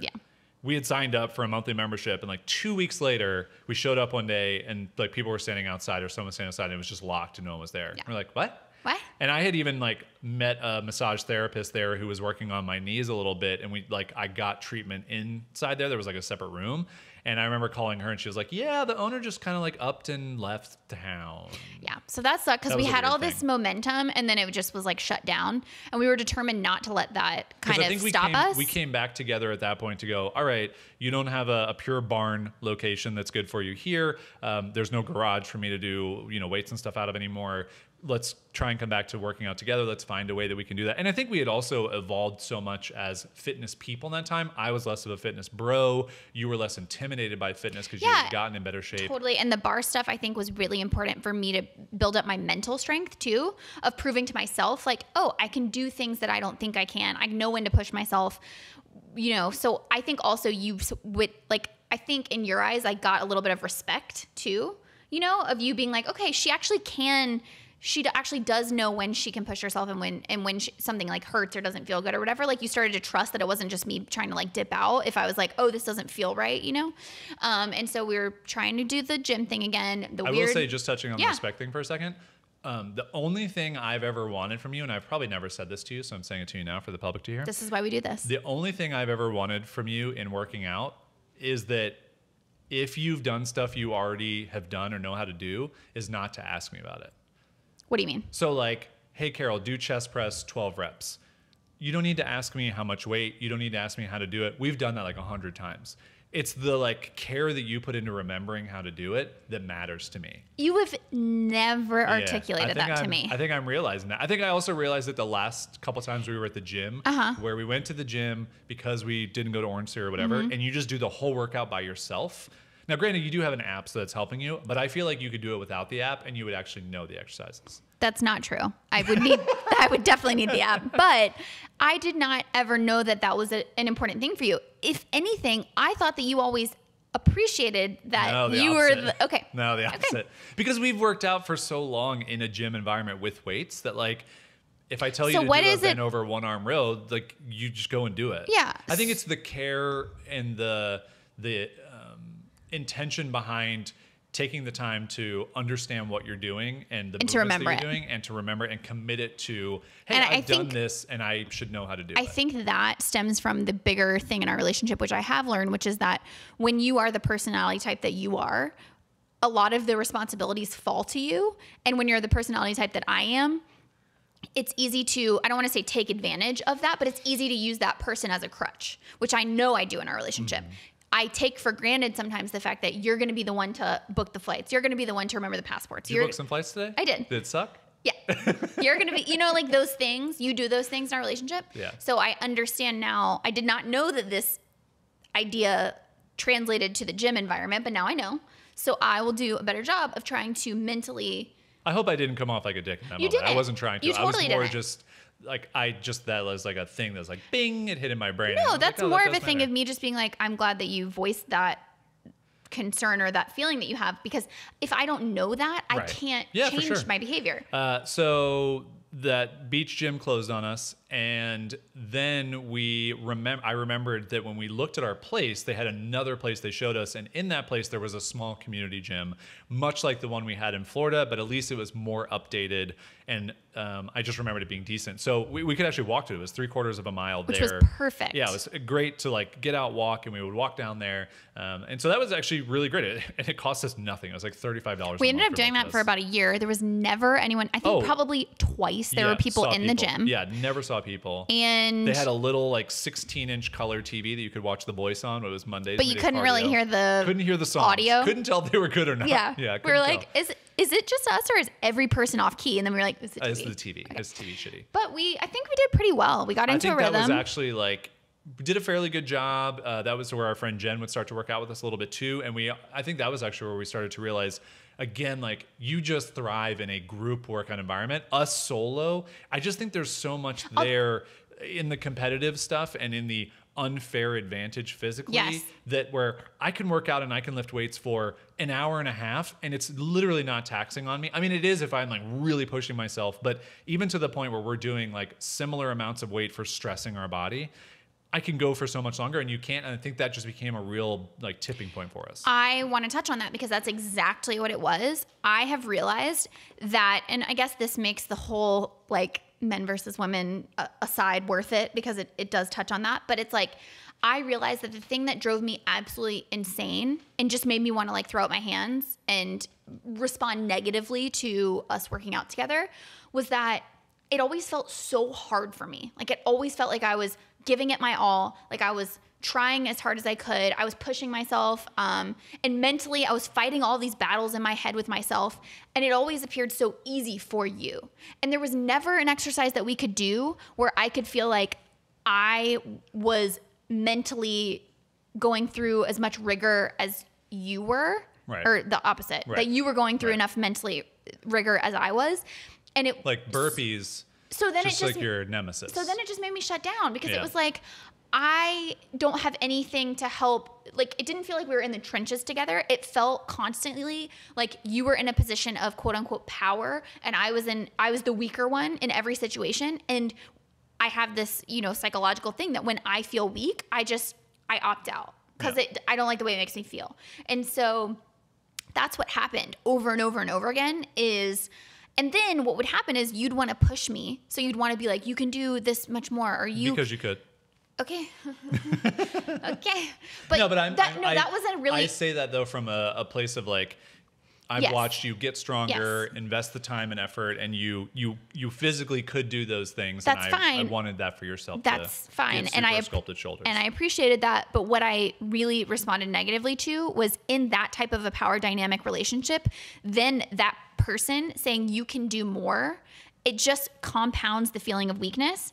And then also in my brain, it was like, okay, so you don't trust me to push myself. Like you don't trust when I'm telling you that this feels like it's too heavy for me, or it feels like I can't do this with correct form. You don't trust me when I say that.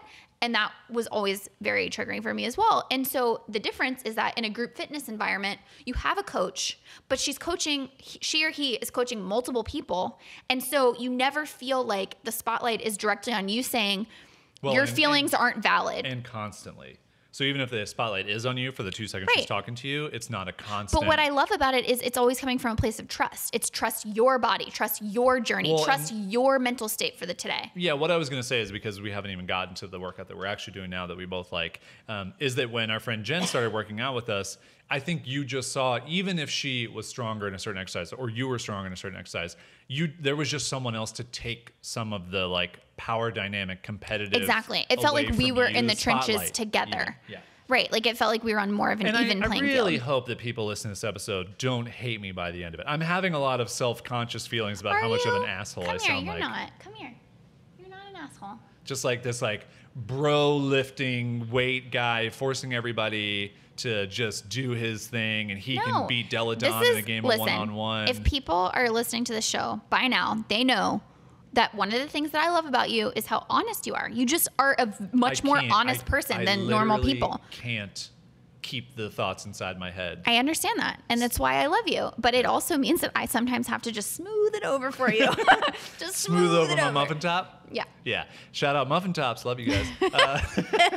All right. So that fast forwards us now an hour and some change in here to the workout that we're doing right now that we've been doing for not right now. Well, not right now, but in a couple hours.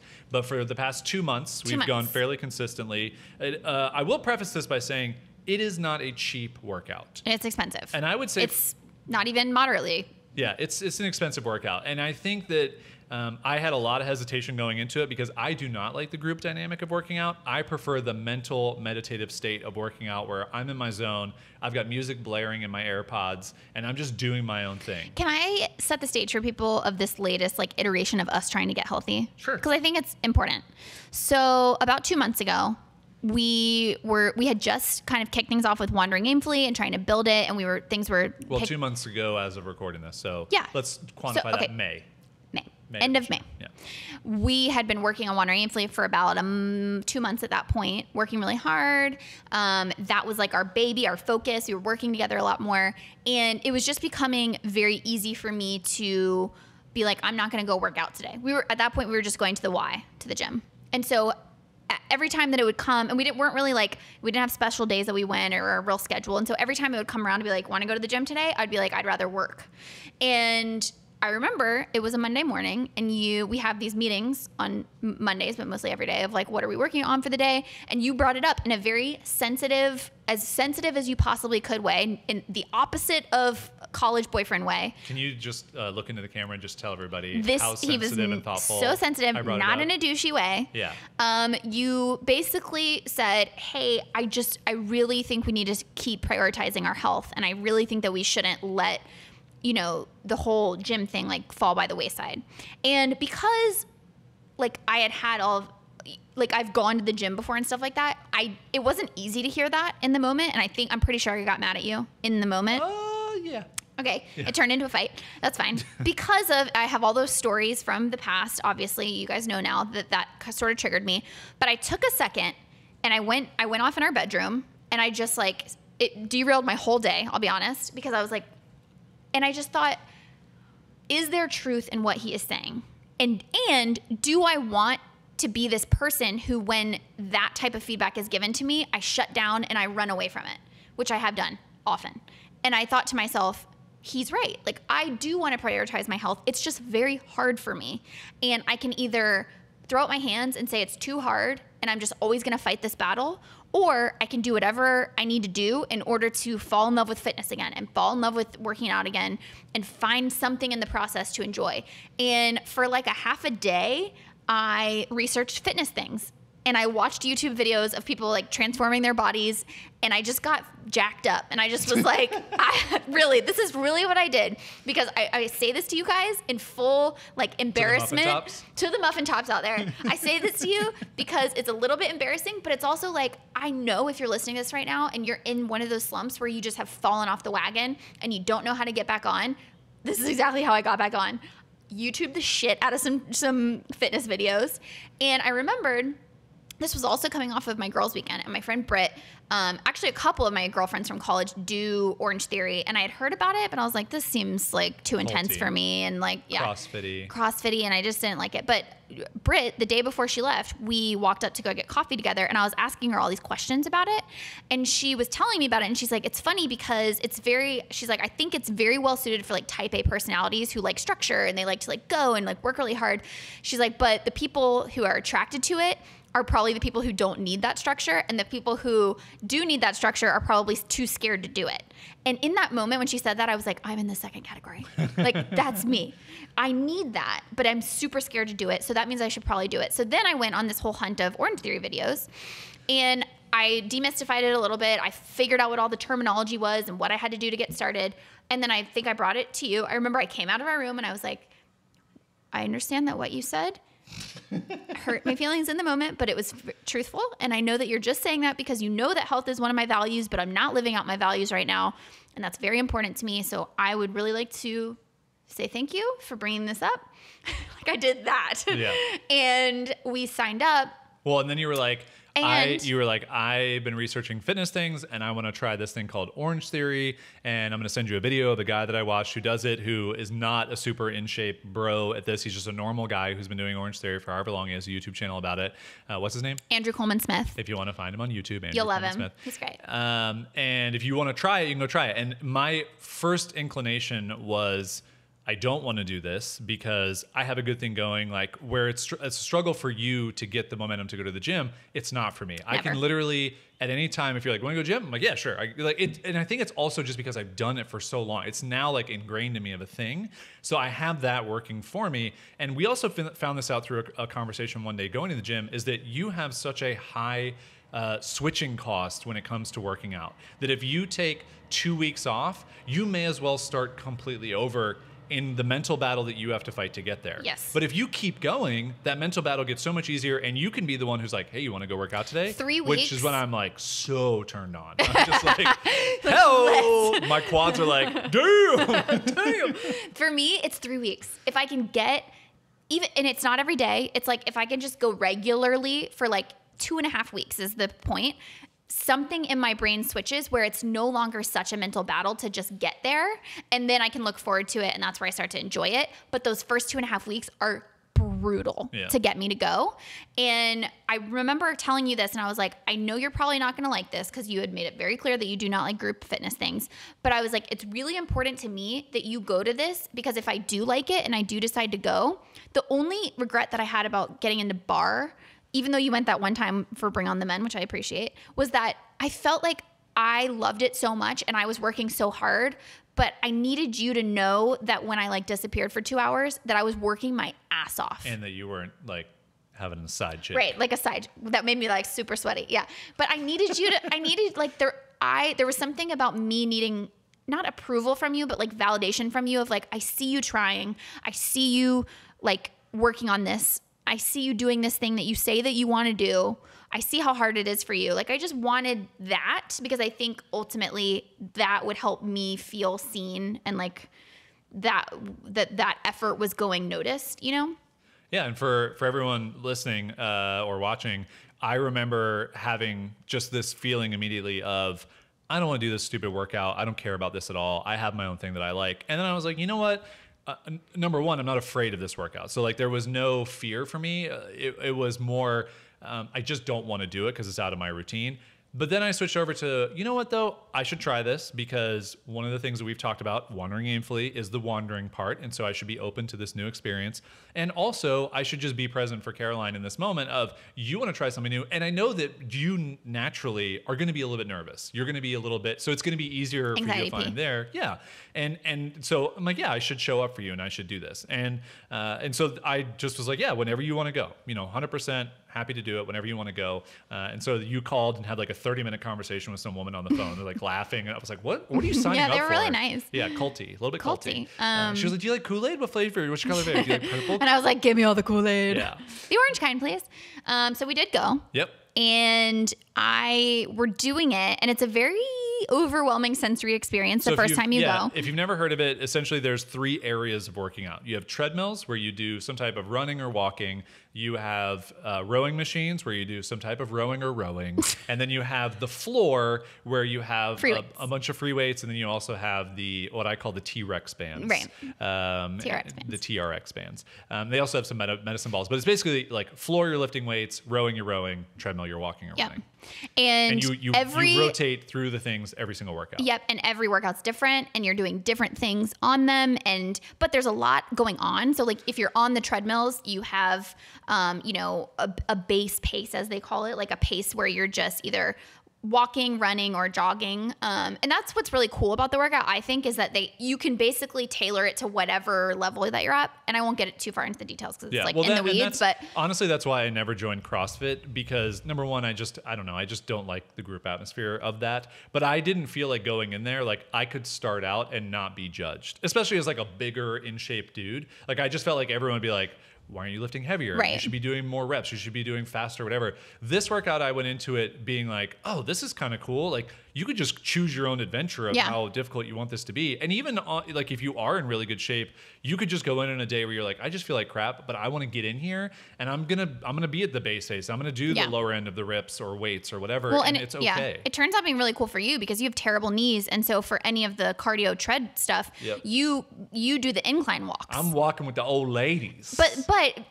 like contrasted with what you just said about CrossFit, people probably look at you and they're like, oh, there's this big muscly dude, but you're on like the crazy incline. And so nobody judges you for it because they're like, what's he doing going like 60 degrees uphill? Yeah. So after that workout though, after about 10 minutes in, I focused on listening to the coach, and the coaches are incredible because they're telling you everything that you need to know.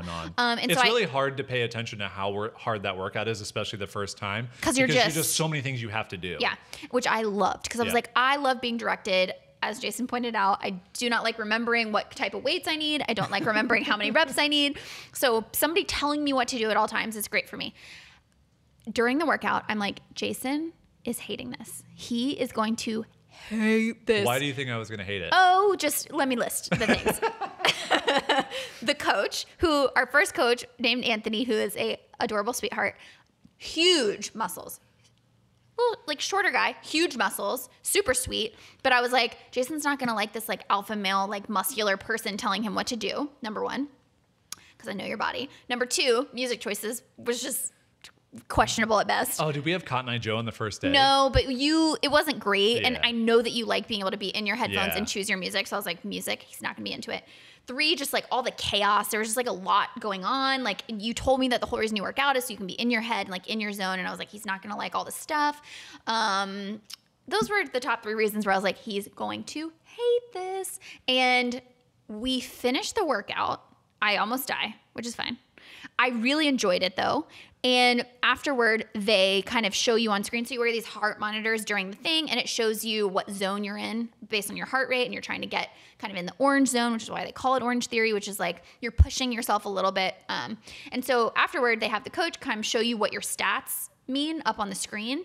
And before the guy even gets through the stats, Jason's like, all right, we're in. Like, where do we sign up? And I'm like, what? So I need to know during that workout, what happened? Well, I think for me, so I went into that workout just not knowing anything. I literally didn't even look up see how it worked. I just understood we're going to be on a treadmill. We're going to be on a rowing machine.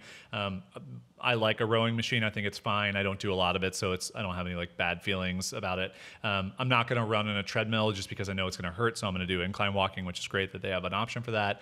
And the treadmills are like bouncy. And they're the like hydraulic treadmills, so they have a lot of bounce to them. And then the floor, like I'm totally comfortable doing weight workouts. So as I get going and as we start doing it, I just had this thought of like, we're going to be on the treadmill for a long time. We weren't. We were on the treadmill for like 13 minutes. Yeah, something like that. And it was just constantly changing. So you're just constantly changing different things.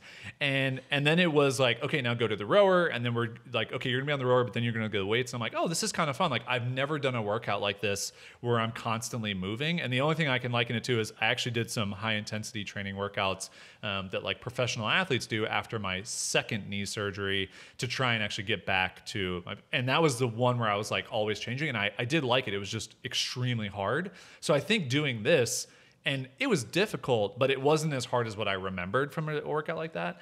And I think that's also why I like Orange Theory is that the thing I like about lifting weights specifically is that there's always more weight to be lifted. There's always more reps to be done. I don't care about how much weight I lift anymore. I care about perfect form, feeling, doing those things. And so that actually matters to me that I can like see improvement in that. So Orange Theory is really interesting because you can always do more on the treadmill. You can always row harder, faster, with more power, with more precision, whatever. And in the floor, you can do all the things with weights. And so when I was in the middle of it, I was like, oh, this is really interesting. Like, I can see how this can be challenging on so many different fronts. And it's not just going in, being on a treadmill, being on a rower, lifting weights, and like it's going to be ho-hum after the first couple days. Right. There's always something different and challenging about it. Yep. And so that for me was why I was like, oh, I like this, because I clearly knew that you would like it. I saw that you were liking it while we were working out. And I was like, let's do it. Like, this is something that I can totally get behind. And I like working out together. Like, it's something I've tried to have us do for a long time. That was my favorite thing about it, is like secretly I hoped you were going to like it, because I like the idea of working out together. I like working out together. It's just we had never found a practical solution for doing that. And I think what we love about this is we don't talk the entire time. Yeah, it's helpful. We're working out together, but we're not. I'm not correcting your form. Right, but it's fun because it's so tailored to you being able to challenge yourself. What's cool about it is like you can see when I'm working my ass off, and even though I'm not matching row for row with you, or even though you're way ahead of me on the circuit or whatever, you can see I'm working my ass off, and like we'll high five each other on the way back and forth, or we'll, like butt bump on the way. And it's just this fun thing where now we get the best of both worlds, where it's like, I have a workout I really enjoy, a group fitness environment. I feel like people seeing you or seeing other people working out next to me are pushing me. I'm getting better at things. It's all the type of exercises I like to do. But then we get to have that encouragement together and feel like we're working out together. And then on top of that, because you go too, if we say we're gonna go, if it was just me, I would be like, I'll cancel today, and you don't let me cancel. You're my like built-in accountability. Yeah. And you drive me there, and it's great. And I like it. I mean, I vacillate back and forth on whether I like the coaches for the majority of the time. I do think it's very helpful just from a standpoint of we're doing exercises I've actually never done before, especially in like the weight stuff. I'm like, how have I never done this movement before? This is really interesting. And then you realize like, oh, I've just gotten in my habits, and which I love, because so it's interesting to like change up how you're doing things, and I think that's a really big benefit to it. But I think the thing that I really do like that you touched on is like, I actually feel like there are certain parts of the workout where I can win. And that for me is like the athleticism, the competitive nature that I have kind of just gotten rid of with basketball, because we didn't even really talk about how I can, like my journey through basketball. But I just have stopped playing organized basketball, and I don't care anymore. I don't have that competitive drive. And this is actually like a little bit of the competitive drive for me. Totally. Where sometimes I'm just competing with myself, where I'm like, I want to do this. But a lot of times I'm just competing with the room. And I'm like, can I row faster to get to these exercises, to get to this, and then finish this entire circuit that I can tell no one else is going to be able to finish. And like I get self-fulfillment from that. Not because anybody else is losing, but because I'm winning this own little weird battle I've created for myself. Which is fine. That's what drives you. And it all goes back to what we said in the beginning, which is like, you have to find those things about fitness or about working out of your motivators. Yeah. Like what pushes you, what keeps you accountable, like all those different things. And I think for me, it was also not making it, because originally back in May when I decided to like kind of get back on the wagon, I wanted it to be about, where could I be in 3 months? How much weight could I lose? Or, where could I physically see the differences? Because not as much weight, but we took like before photos, and I wanted to see the difference.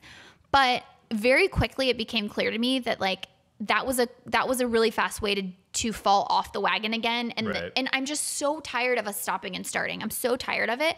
So I have to find something that's sustainable. And the only way to do that was to then not focus on the result or what I was trying to achieve, but instead focus on the process itself. Like, can I just get to the place where I enjoy working out and where I don't dread it and where I don't see it on my calendar and go, oh, we're doing that today? And so far, I feel like we're getting there. And also the other thing for me too was, can I do something where when we go on a week vacation and we come back, I don't completely fall off the wagon and destroy any of the progress that I built.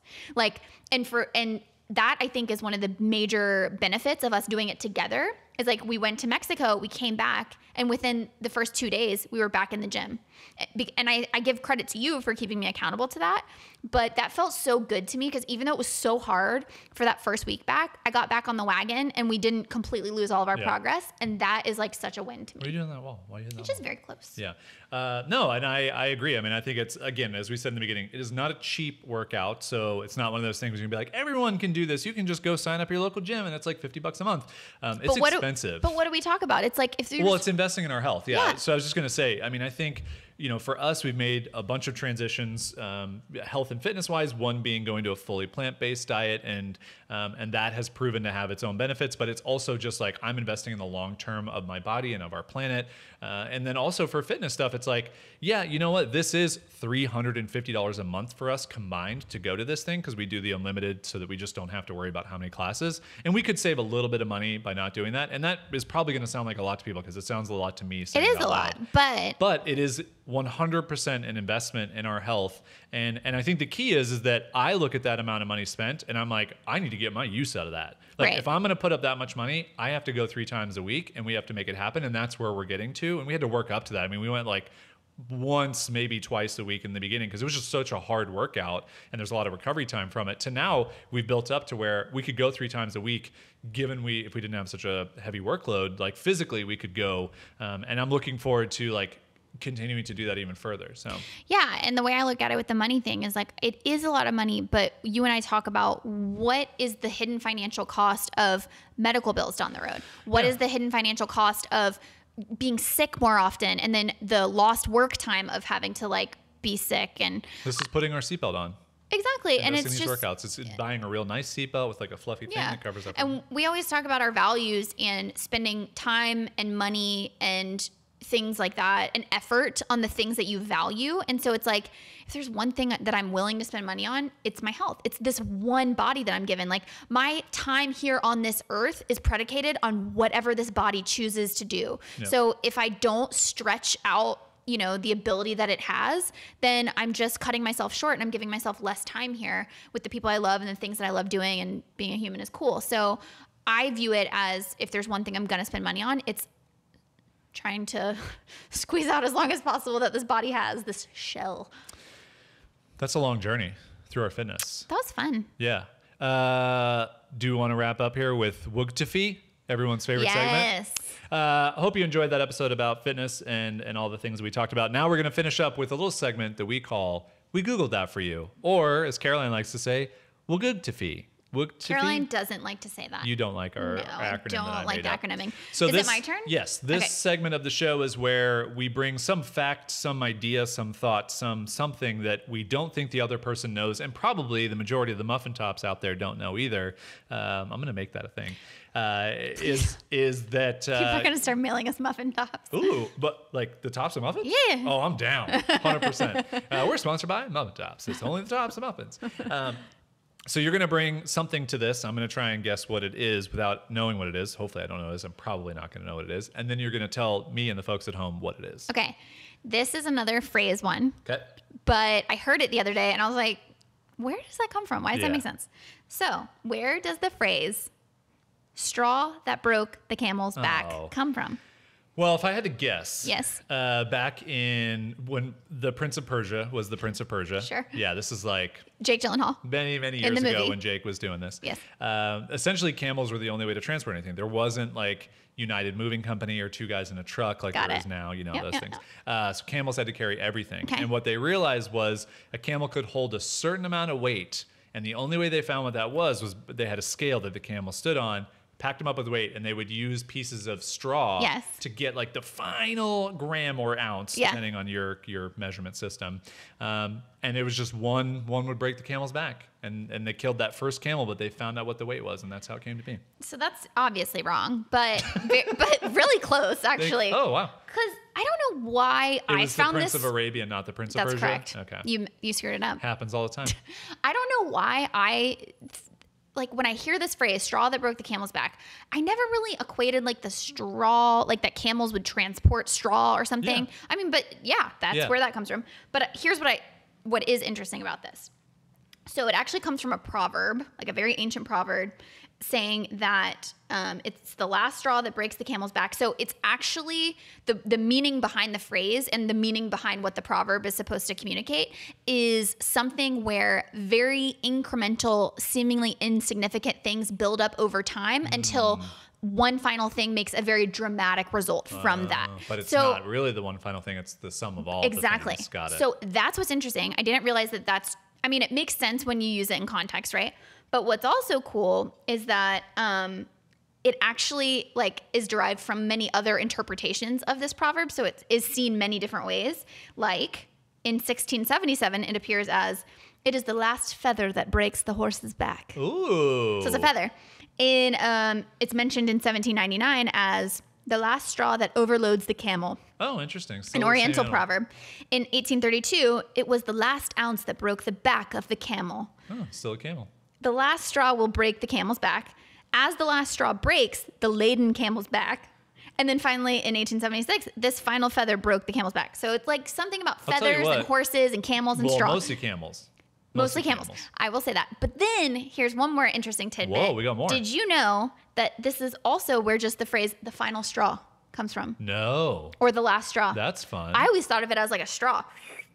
Like it's the last like straw. a drinking straw. Yeah. Oh, yeah. I always thought of it as like a piece of hay. You always thought of the phrase "the last straw" as a straw. No, I didn't. Thank you. Let me just repeat this out loud that your brain was like, yeah, they must be referring to straw. No, I didn't. So anyway, those are related. That's where that comes from. We Googled that for you. We Googled that for you.